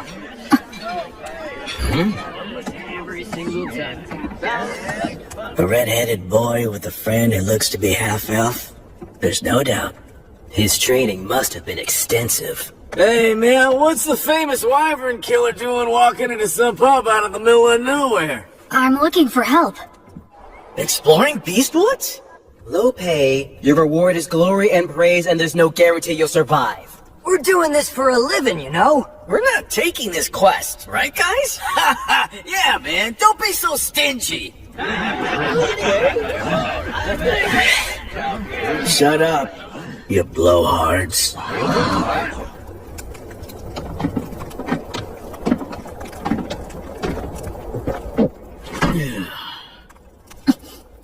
Look at the fingers of a swordsman. You can tell a lot by looking at his hands and whether or not he'll allow any wandering thoughts that prevent him from drawing his weapon.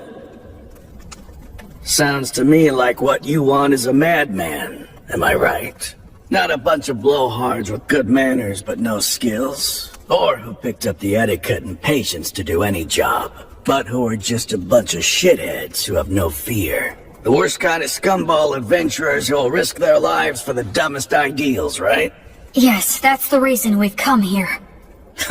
Hey, you hear that? I called it from the start. Bunch of damn lunatics. You ought to buy our drinks for a change. Yeah, that's right. What do you hope to get out of exploring Beastwoods? Where are we going? To the ruins or the forest? We don't deal with small potatoes. We want the demon boss. The leader of the demons running amok in Western Beast Woods. The subordinate demons are thought to command demon beasts. That's a big fish. It is. The location is unclear. Just finding him there will be hell. And we're talking instant death if we're ambushed during the search. That is highly likely. In other words, this is gonna be a nice, fun, stupid little jaunt into the woods.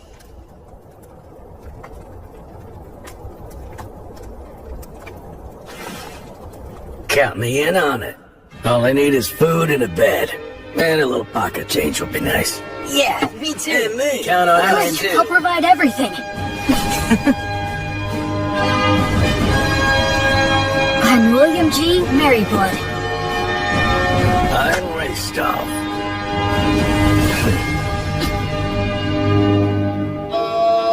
Whence cometh this disciple? To the lost goddess of flux. She who is the brilliant goddess of light? This disciple It's almost time for the ceremony. I heard they wanted to make this a happy event to give people work who lost their homes and jobs in the wyvern attack. But now know the name of the new hero who has appeared in the city of White Sails. That should just about do it. B, could you please not write an epic about my story right in front of me? What? Why shouldn't I? Well, you actually did do all that, so what were you expecting? You're gonna love it because I'm gonna create something grand. I'm afraid to say that this many cows and horses will indeed come at a hefty price. Oh yeah, speaking of which, can you please negotiate a deal for us to get all of the sick and injured ones at a lower price? Huh? Don't worry, I plan to heal all of them. Oh, that makes sense. Also, I was thinking that it would be a big help if you could start a trade movement between Beast Woods and the city of White Sails. Yes. How much do you need me to give you to fund that? Well, why don't the two of us sit down and have a serious business chat? Let's see here. Easy on me, please. I say go for it. You need to have a good understanding of how money works. You'll be dealing with Raystov and all those guys soon. The Raystov? Raystov the Penetrator is here? Yes, he is. That's perfect! I can interview him then. Huh? Making a habit of flaunting your own accomplishments leads to arrogance. And arrogance dulls one's blade? Yes, exactly. Oh no, that again? This is why you're so useless. You never have any good ideas. So I take it you two know each other? We've talked a few times in the past. It doesn't matter how confused. You always say the same thing. You're such a stubborn and broody guy. My answers are never going to change. All of your tales of heroism are terribly ambiguous. I would like to create something that comes a little closer to the truth. What a big fat meanie you are. Isn't reputation important to an adventurer? Whether it's making a living or getting ahead in life. As long as you've got skills, those things come naturally. But surely you realize that even people with skills can be utterly ruined by a bad reputation. Even the greatest warriors can never tell what their downfall is gonna be. Right, Will? So you're saying Raystov's tales of heroism are ambiguous? That is exactly right. This guy will accept the job to take down a huge threat, and he'll just wander off and kill it with one fatal stab, and then he'll saunter right back. He rarely works with anyone else, and he works so fast, there's no one who can actually say what happened. And the guy never says no to any job. So the stories get more elaborate? Yep. I try to interview people, but they just fill in the gaps to their own liking. I put in a few things here and there for dramatic effect, but I like to add more truth to my tales. No need there. See what I'm saying? If only I had a little more to work with. For heaven's sake. Hey, I know! How about the Penetrator versus the Paladin? Huh? That sort of came out of nowhere. You're putting Raystov on the spot too, right? If I receive a challenge from a strong opponent, I have no choice. But Raystov! Alright, you heard what he said! Well, I guess maybe when we're done in Beastwoods. Yes! You promised! This is so great! I'll make this into a song that'll be sung for centuries! Mania! Until the end of time! A lot of things happened very quickly. Having obtained official permission from the Crown Prince in the temple, I set off with my team of rowdy adventurers to begin the process of exterminating the dangerous demons and demon beasts infesting Beastwoods. In areas that were relatively safe, we brought human helpers and supplies. Two things that every poor village needs. The village is within sight! Yeah! A village with access to supplies becomes much more productive. Even if it was in debt, it should eventually turn a profit. Tonio handled all of that with remarkable skill. It was also Tonio who arranged funding for our activities by soliciting donations and contributions. You know, maybe I'll go on to become the head of a trading company. Yeah, please go big. And when I do, I'll be counting on your patronage. Officially, this is just the case of a lone priest doing charitable work. That way, no one gets offended. Of course, all of this means that I need to remain loyal to the Crown Prince and to the temple. You've come back now. I appreciate the work all of you have done here. Bishop Bagley agreed to assign a few priests to me, and Anna is included among them. They're all experienced and are able to use the blessing. They're also capable of leading ceremonies such as festivals and funerals. I'm pretty sure that Raystov's party ought to be returning soon as well. Whenever we received reports about demons or demon beasts appearing, Raystov and the other adventurers would head out in a hunting party to pursue them. Incredible! They were all killed with a single fatal blow. No wonder they call him the Penetrator. Can you do this to wyverns too? If one's within my sword's reach. I would intervene in any disputes between villagers and try to help them settle things peacefully. You know, I wasn't really planning on doing all of this. Well, the thing is, once you've done it the first time, then you're kinda stuck. Word of my intervention spread, and I was called to intervene in other villages' disputes. My unexpected role as an arbitrator suddenly gave me a lot more to do. Whenever I had to visit other villages for benevolent purposes like that, or I had a message that I wanted to get out, B proved to be a really big help.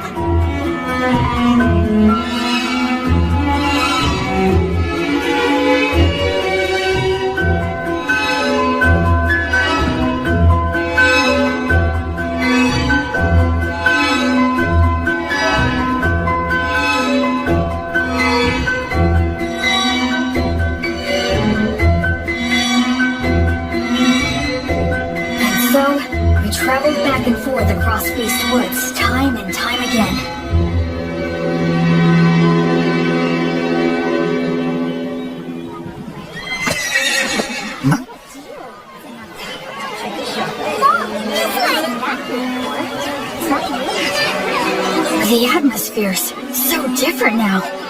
area has become relatively safe, so it's getting a lot more merchant traffic. A village that once had a dark cloud hanging over it, now full of life and smiles. Gus, I finally understand now. Money is extremely important. Money is what makes the entire world go round. With money, you can solve anything without magic. Buy tools, hire help, and the ability to make a profit is just as important as magic. Everything you taught me was exactly right. Making people smile and giving them hope is more magical than actual magic.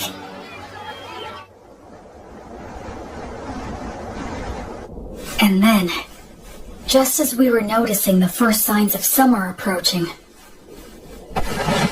Hey, Will. What is it? Pip's party went west to do some recon, and they haven't come back yet. So how long... They were planning to spend no more than 10 days investigating, but it's 2 days past that. Pip and his party.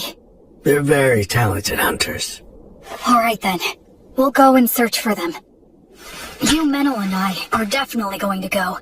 And do you think you could put together 2 parties? They need to excel in forest exploration skills. I'll gather them right away. There's a chance they didn't get lost, but instead wound up in the demon's base. And if that's the case... There will be a battle.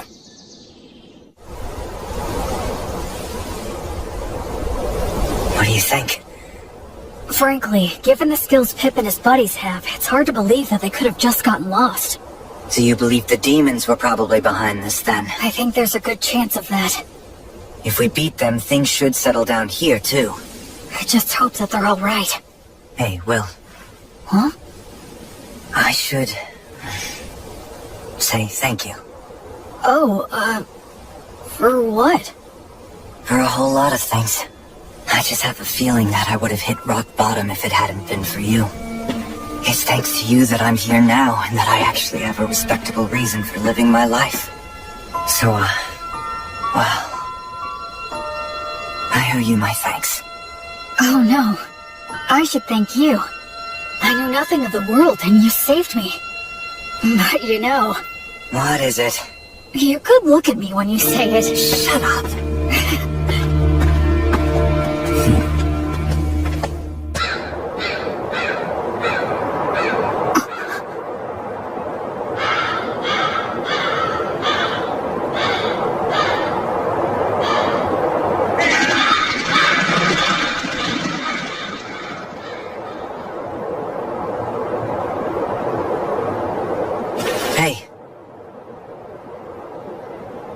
It's huge. So what made this? I don't know. It looks even bigger than a manticore. Maybe a stray living in the valley? Or... Well, at least they died fighting a big one. Pip, Harvey, and Brennan must have been pretty happy about that. Although I guess they had a good reason to be pissed off, too. Yeah, like, we didn't get to kill it. They died a good death, worthy of adventurers. Go on, drink up. Virtuous gods, please grant rest to their weary souls. Graceful goddess of light, I beg you, please, grant them peace and guidance.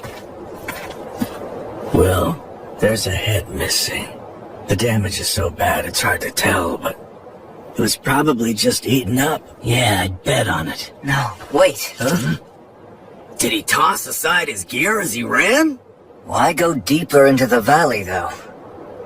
If the path to the forest was blocked, that's the only way. He had no choice but to run deeper down. Yeah, I guess that's true.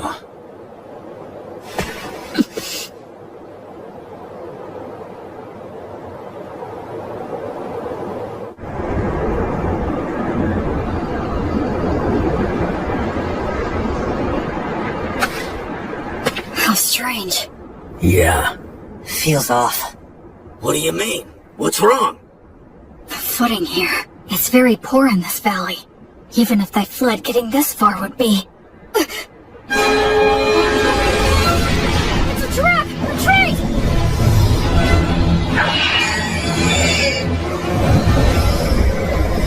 Fall back!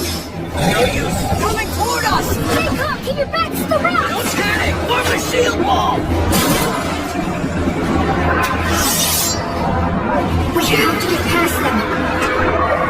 fine. We should be able to handle these guys. Hey, Metal! Yeah, what? I'll help us with magic and the blessing. Goddess of Flux, repel the poisons that rain down upon us. Fortis, Vita, Ut, Omnis. Gnomes, oh gnomes, guardians of treasure, guard us against our foes. Sylphs, maidens of the winds, send a gale of protection for these warriors. Thanks! Alright. These beasts may think they've trapped us, but now let's show them which one of us is truly the prey that's going to be hunted down.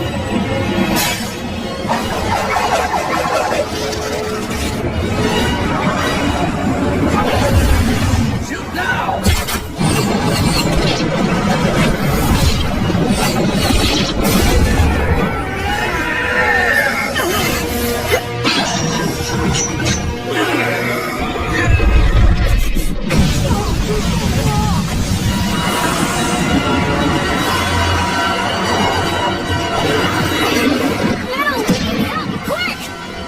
Gnomes, gather to us! Build a fortress! Surround us with fences! If you can just find me some cover!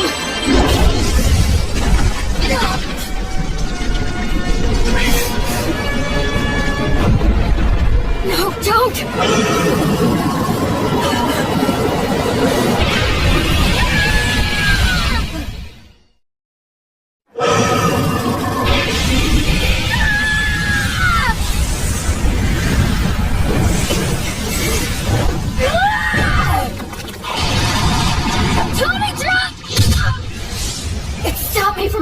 My words!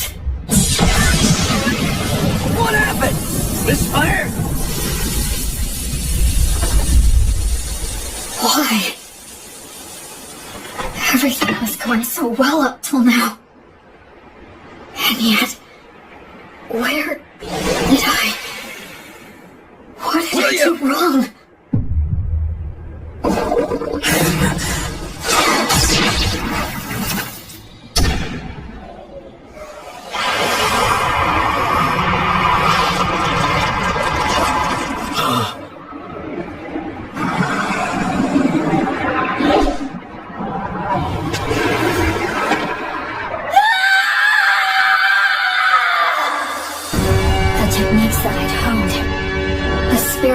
Refined. The tactics that I'd learned. All of it was gone. All I could rely on was blind fury and the abilities of my demon blade. As I hacked away at the enemy again and again, it was an ugly, unsightly battle that just made me want to cry.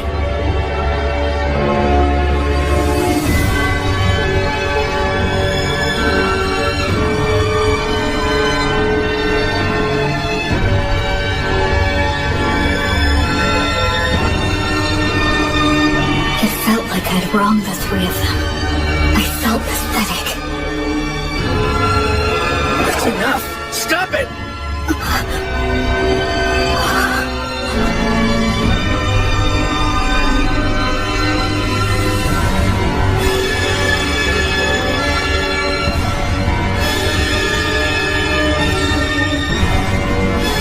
Go! Quick! He'll Nenodor! He'll die!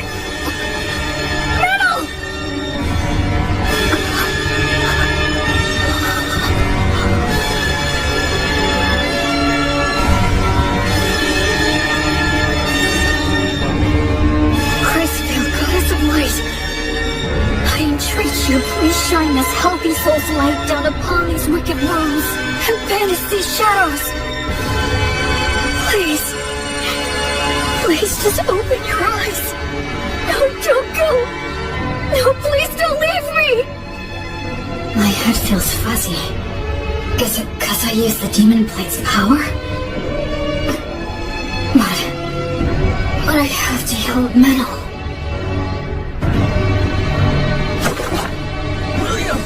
Snap out of it!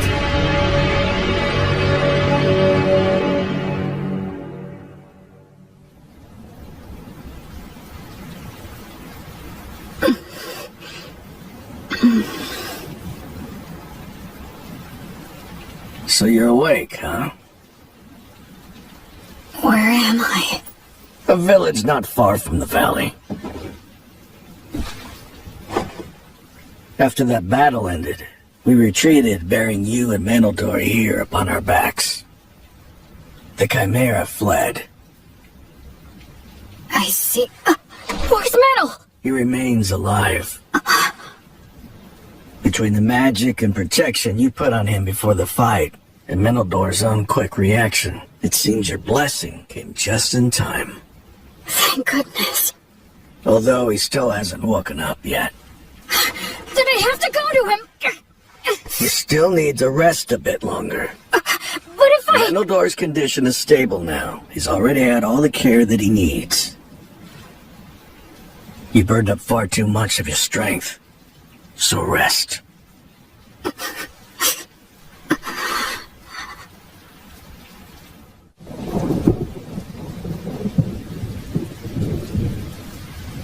Where did I screw up?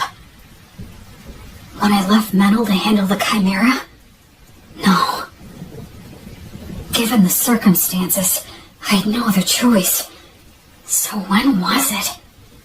Was it just getting caught in that trap in the first place? If I'd been more careful, and took the time to send out scouts in every direction, we wouldn't have wandered blindly into that valley. We had plenty of people at our disposal.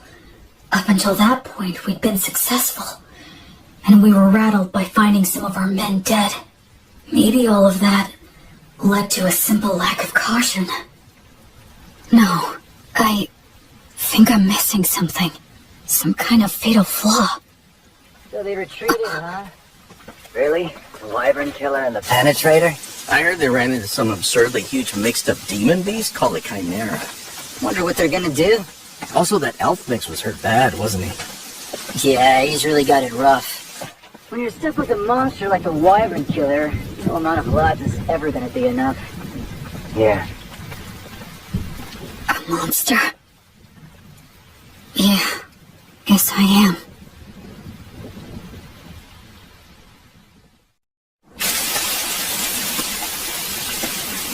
It wasn't my battle tactics that were wrong. It was my estimation of our strength. I put my trust in Metal.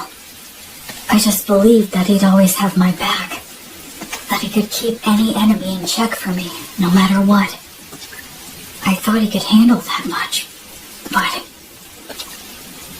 I ended up coming extremely close to getting Metal killed out there. I just decided on my own that he was my friend. And in my innocent naivete, without even thinking, I set him up to face dangers that he wasn't ready for. Hey, Will, over here! Antonio. We got your message and rushed right over.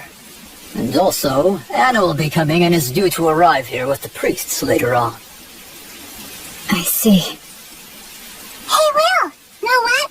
We heard you save Menel's life earlier! I can't believe it! You ran into a beast as impossibly tough as a Chimera, but you still beat an insane number of magic beasts and even saved Menel's life! You really are absolutely incredible!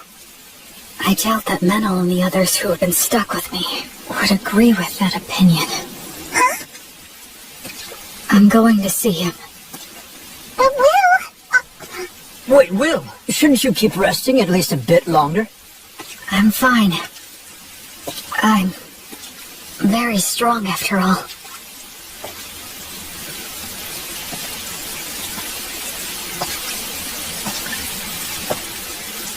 Ever since I left the city of the dead, people have said things like that to me, touting my strength in no uncertain terms.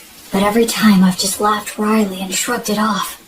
I believe that subconsciously. I was trying not to think about it, but the fact is, I can't avoid it anymore.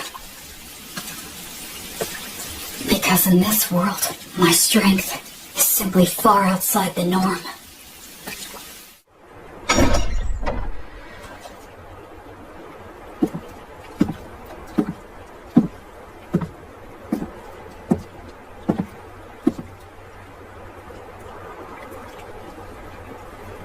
This is my sin. Metal, I'll fix you up right now. Gods, please take pity on Menel and heal him. I'm sorry, Menel. I just wanted a friend who could be my equal. I wanted what the three of them had. Comrades who had each other's backs, supported each other, and respected each other. But maybe I was just trying to force that on you without even realizing it. I didn't want to acknowledge just how strong I am. Because if I did that, if I set myself above everyone else, and had to admit that I was different, then I'm scared. I'm lonely. It hurts. I hate this. Oh, of course. It really is just as simple as that. I was afraid to be alone. I couldn't bear not having someone beside me. That's the reason why I tried to see the people I should have been protecting, the people I should have been saving, as my equals. I was averting my eyes from the truth, when really, I was just scared. And for that despicable reason, because of that, I almost got you killed. But I finally get it now. I just couldn't keep going on that way.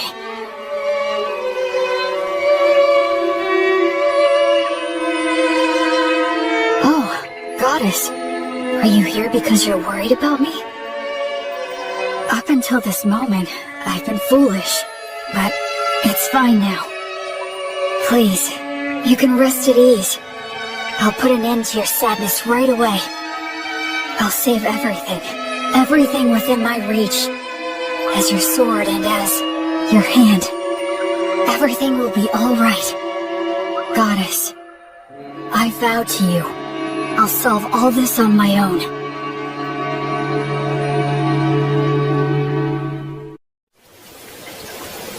Where do you think you're going, huh? Where am I? To kill the demon beasts, of course. Alone? Yeah, that's right. I doubt you can keep up with me. Which is exactly why I need to protect him. Look, don't worry. It's okay. I'll take care of everything. I'll kill the Chimera and the whole herd of demon beasts. And if there are demons controlling them, I'll kill them too. You see, that's just the kind of monster I am, apparently. Look, Will. Stop screwing around! Wake the hell up, idiot! Oh, so this is how it's gonna have to be, huh? Is that all you've got, Meneldor?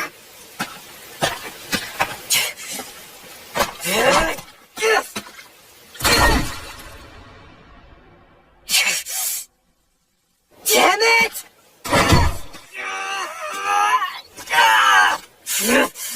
I can't have him following me.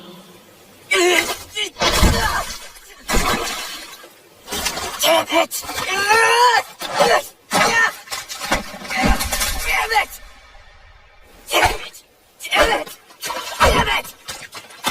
I guess I could just break one of his arms.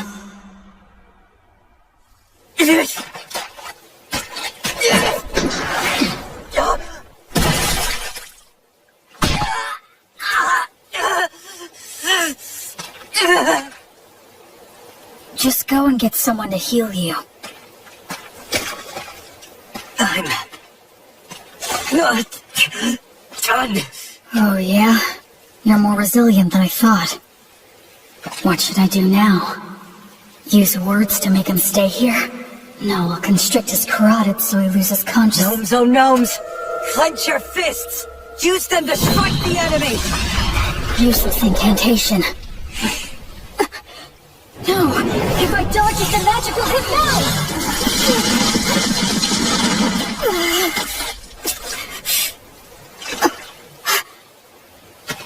What's this crap about fixing everything alone? You're only being a coward!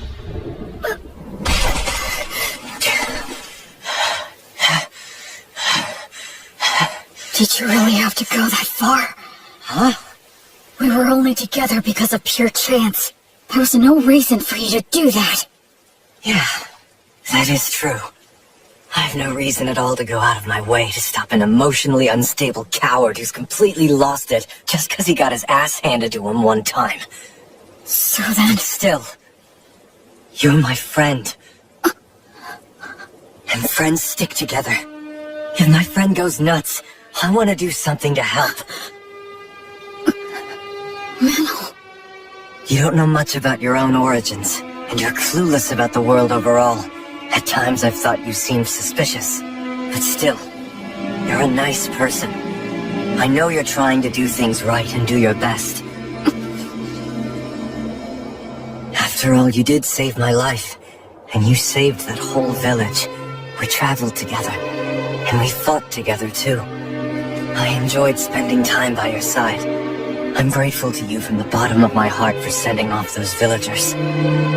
Look, Will, the fact is you're my friend, and I don't abandon friends.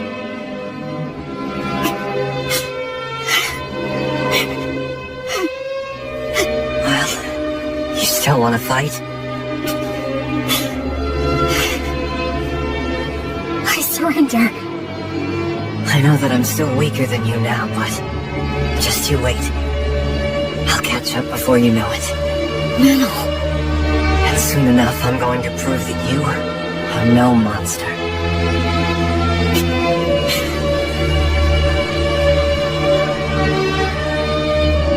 Okay. I'll wait.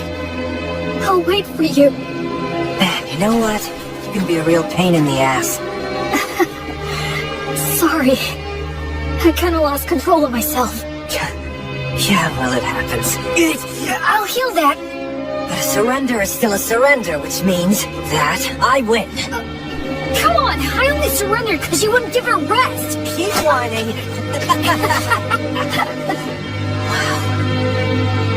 And so, we just kept on making dumb jokes and laughing about it all.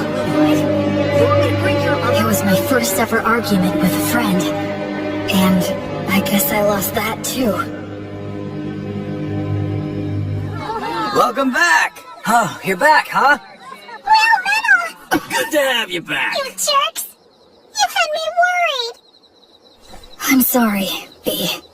Will, Huh? if you don't mind, do you think that you could please tell me just what happened? Sure.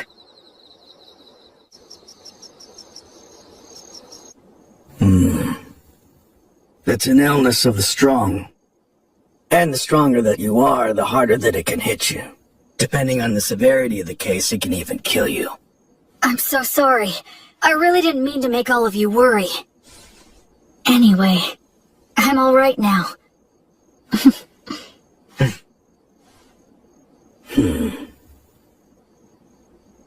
You two were stuck in bed not long ago. And you were off slugging it out? We even set a trap for a surprise attack. That Chimera's got no chance. I've got a debt to repay to that bastard. I won't be shown up like that. You mean you're gonna go fight that thing again? That's right. We're gonna have a little rematch. I won't get beat up and just leave it at that. I'll split its head open. I mean all three of them. Chimeras don't occur naturally, so there's no doubt that this thing is the product of a demonic ritual. I say we take them all out at once before they can escape. You want to go after it this soon after it roughed us up? I won't just give up and leave it like this. Let's bust him up good. Alright, guess we should round up some help, huh? This'll be a good, fun, stupid as hell adventure. A silver coin for a demon beast's head. And 10 gold coins for the demon bosses!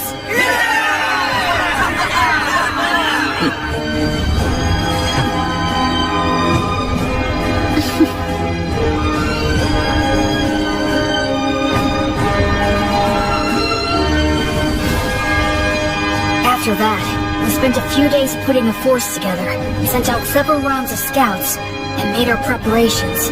We didn't arrange any special tricks. We decided just to get enough people together, make preparations beforehand, and face our enemy head-on.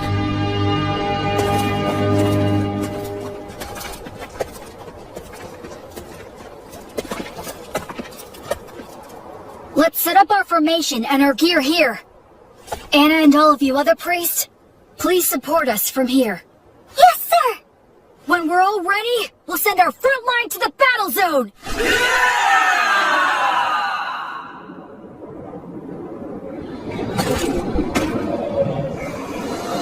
If we can wipe out all of those things, this whole area's gonna be a lot more peaceful. Yeah, let's do that. Huh? Sometimes you propose the wildest things so casually. Here they come.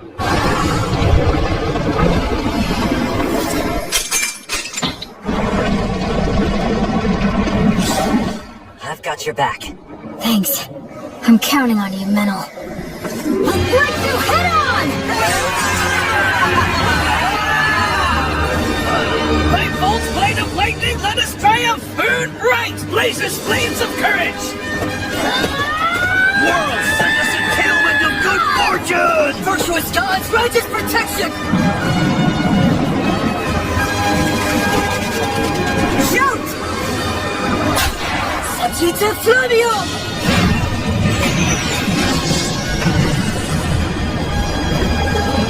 It's war. Ready! Oh, Goddess of Flux! Repel the poisons that rain down upon us! Let's go, Fortis Vita!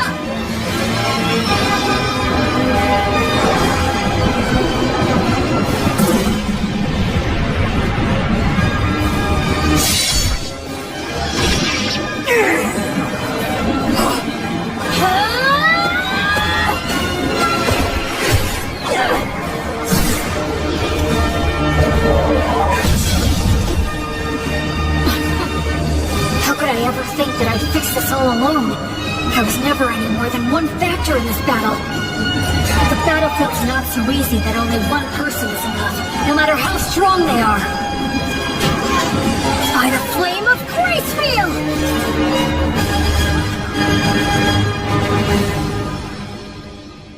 According to the reports, the campaign to eliminate the demon beasts should have started by now. I wonder, will these great wyvern killers actually be able to succeed in a new heroic feat for the bards to sing about? The temple is practically bent over backward in our attempts to facilitate that novice boy. If he fails to succeed in this enterprise, he won't be worthy of our backing any longer.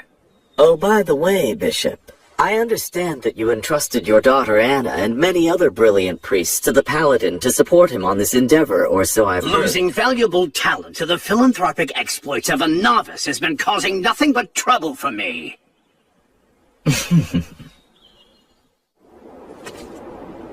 What's this? The remains of an abandoned monastery? It looks like we're the first ones to make it here. Be careful. Watch for traps.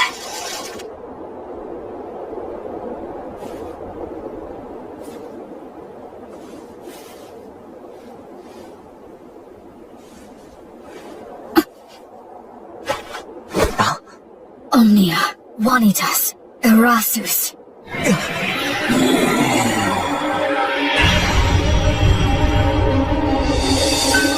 Hi there. It was laying in ambush with invisibility?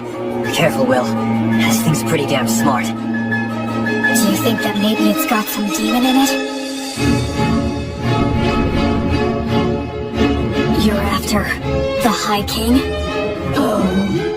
You know the High King's seal, do you? Are you a warrior sent by one of the gods then? That answer, I'm certain now. Basically, this is like taking a square on a chessboard. The city of the dead, where the High King was sealed, isn't yet under control by either side. If the demons manage to take control, they'll undo the seal, and disaster will ravage the continent again. But if mankind takes control, the seal will likely become even stronger. The demons are in a position where they need to keep Beast Woods permanently devastated, and keep it in a state of chaos, destitution, and lawlessness. why they're commanding demon beasts to attack villages and keep the pressure on. They can't let mankind advance any farther south. They can't let people head in that direction. They can't let them think that there's hope in the south. If you consider the existence of their king, it's incredibly easy to figure out what their objective is. In the name of the goddess of flux, I will destroy all of you. Oh yeah, but wait. There seems to be some sort of mistake or perhaps a misunderstanding. A misunderstanding, huh? That's right. That's the truth.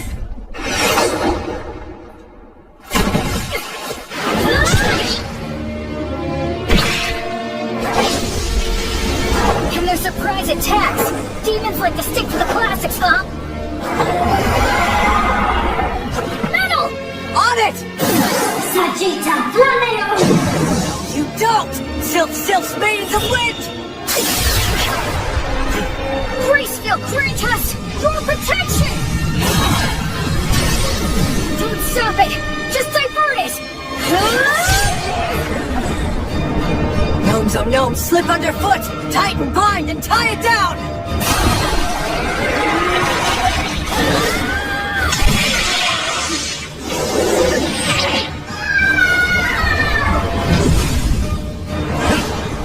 It has 3 separate heads. If each one reacts differently, they're bound to end up becoming confused. This demon beast is unnatural. It shouldn't exist! I don't need to score a clean victory in one strike. I just need to fight it the right way and win by being better. I don't need to use a flashy secret technique. I'll just use all 3 of their teachings and do what it takes to win! That's the fighting style that works best for me! Maidens of Wind! Bless this arrow with your kiss!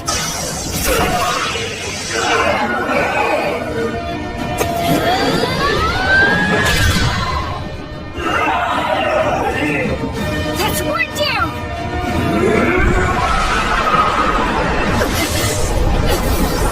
You give me no choice. Although I detest this dragon's power, I must use it!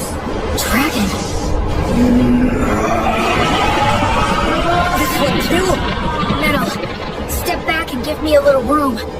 I'll strike it down now. I was raised on Mary's bread, and my arms bear Mater stigma, which means poisons don't work on me.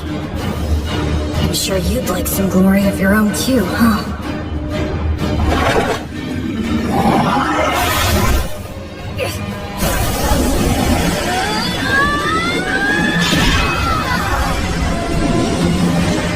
Gnomes, oh gnomes, clench your fists! Use them to strike the enemy!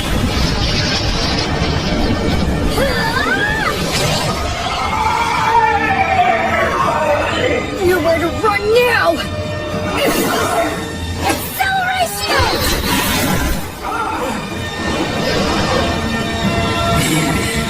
Now gnomes, oh gnomes, slip underfoot, tighten, bind, and tie it down!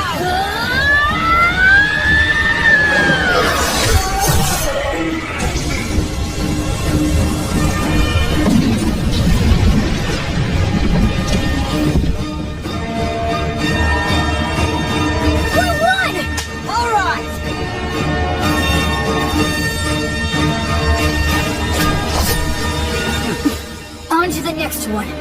Yep.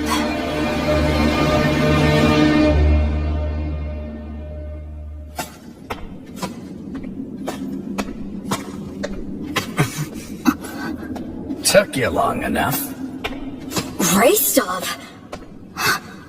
I'll be taking those 10 gold coins you promised. What? No way! He beat us to it? You're kidding! How'd you do it? Came from the side. Since you 2 guys were busy taking care of the Chimera for me, it was actually pretty easy. Well, that's Raystov the Penetrator for you. He's too good at getting ahead of people. You have to be if you want to get to the strongest opponents. Careful, there could be traps here. I guess we're the first ones here. Those 10 gold coins are ours. Huh? To our victory! Objections. Menel's nickname was revised from Meneldor the Beautiful to Meneldor of Swift Wings. It's so much more lively now. And it's gonna get even more lively from now on. I hope so. What are you talking about? Of course it will. Look, the demons and demon beast threat is gone. So all of the people searching for new lands are gonna flock to the south. There's probably gonna be problems too, but that's how it goes. Yeah, I guess so. Also, I'll tell you this since you'll find out anyway. It seems that the villagers have been building a shrine. What, a shrine? They talked about it back at the meeting hall. They made an altar to hold votive candles, and they've decided to turn it into a shrine to Gracefield. To the Goddess of Light? That's the first step towards once again increasing the number of followers she has. By the way, what are you thinking of doing next? What? Next? Well, I don't know. There's a lot of cleanup and... I mean after that. After? Maybe lord of a domain. Huh? A lord? Of what? The villages of Beastwoods, of course. Wait, who is... You. Oh, come on now. Give me a break. I'm a knight, but I'm just a single-generation one with no land. I'm basically no different than an adventurer. Wait, is that seriously what you think? Huh? For real? You didn't even know what you were? Huh? Listen, just so I'm clear. If you wanted to do business in this forest, then who would you go talk to? Tonio? But didn't most of the funds come from you? Well, yeah, I guess, but... Listen! First off, you're a paladin with the Goddess of Light's divine protection. And you have the approval of both the country and the temple. You have all kinds of power. You also have the military authority to gather adventurers, and by arbitrating for the villages, you effectively have jurisdiction over them. So, you mean... In the process of exterminating the demons, you took control of the flow of goods, magisterial power, military force, judiciary, and every other kind of authority. If you now turn around and say you don't want to do all of that, that'd be the real tragedy. You mean, you really didn't realize that? I just hoped I could do something about the demons, and improve living conditions in the villages. I mean, at least a little bit. After that, I guess I just thought I'd make a slick exit like Blood and the other two. Metal? Huh? So, what do I do now? Should I start by gathering people? You've already got a merchant and priests who know the law. If you need more, just have the Crown Prince set you up with somebody. How the heck did I ever end up in this situation? Please tell me, Goddess. Although... Actually, that sounds like it might be a goal worth pursuing. Maybe I should. But you know, it's gonna be hard work. Yeah, but as long as I have all of you, I'm sure it'll work out. I mean, you will help me, right? Okay, fine. I'll stay by your side. First, we should figure out what the demons are plotting. Who cares? Just grab the bastards and crush them as soon as you find them. That's so violent. Hey! Will! No! Huh? Stop hiding in your own little wells and get over here! If more people come to the area, and everything goes well, maybe we'll be able to return to that city. Maybe we can transform the city of the dead into a regular city, where living people can laugh together. Up on the hill where Mary and Blood's graves are, the laughter of children will fill the air, and the sounds of people working to make a living will return.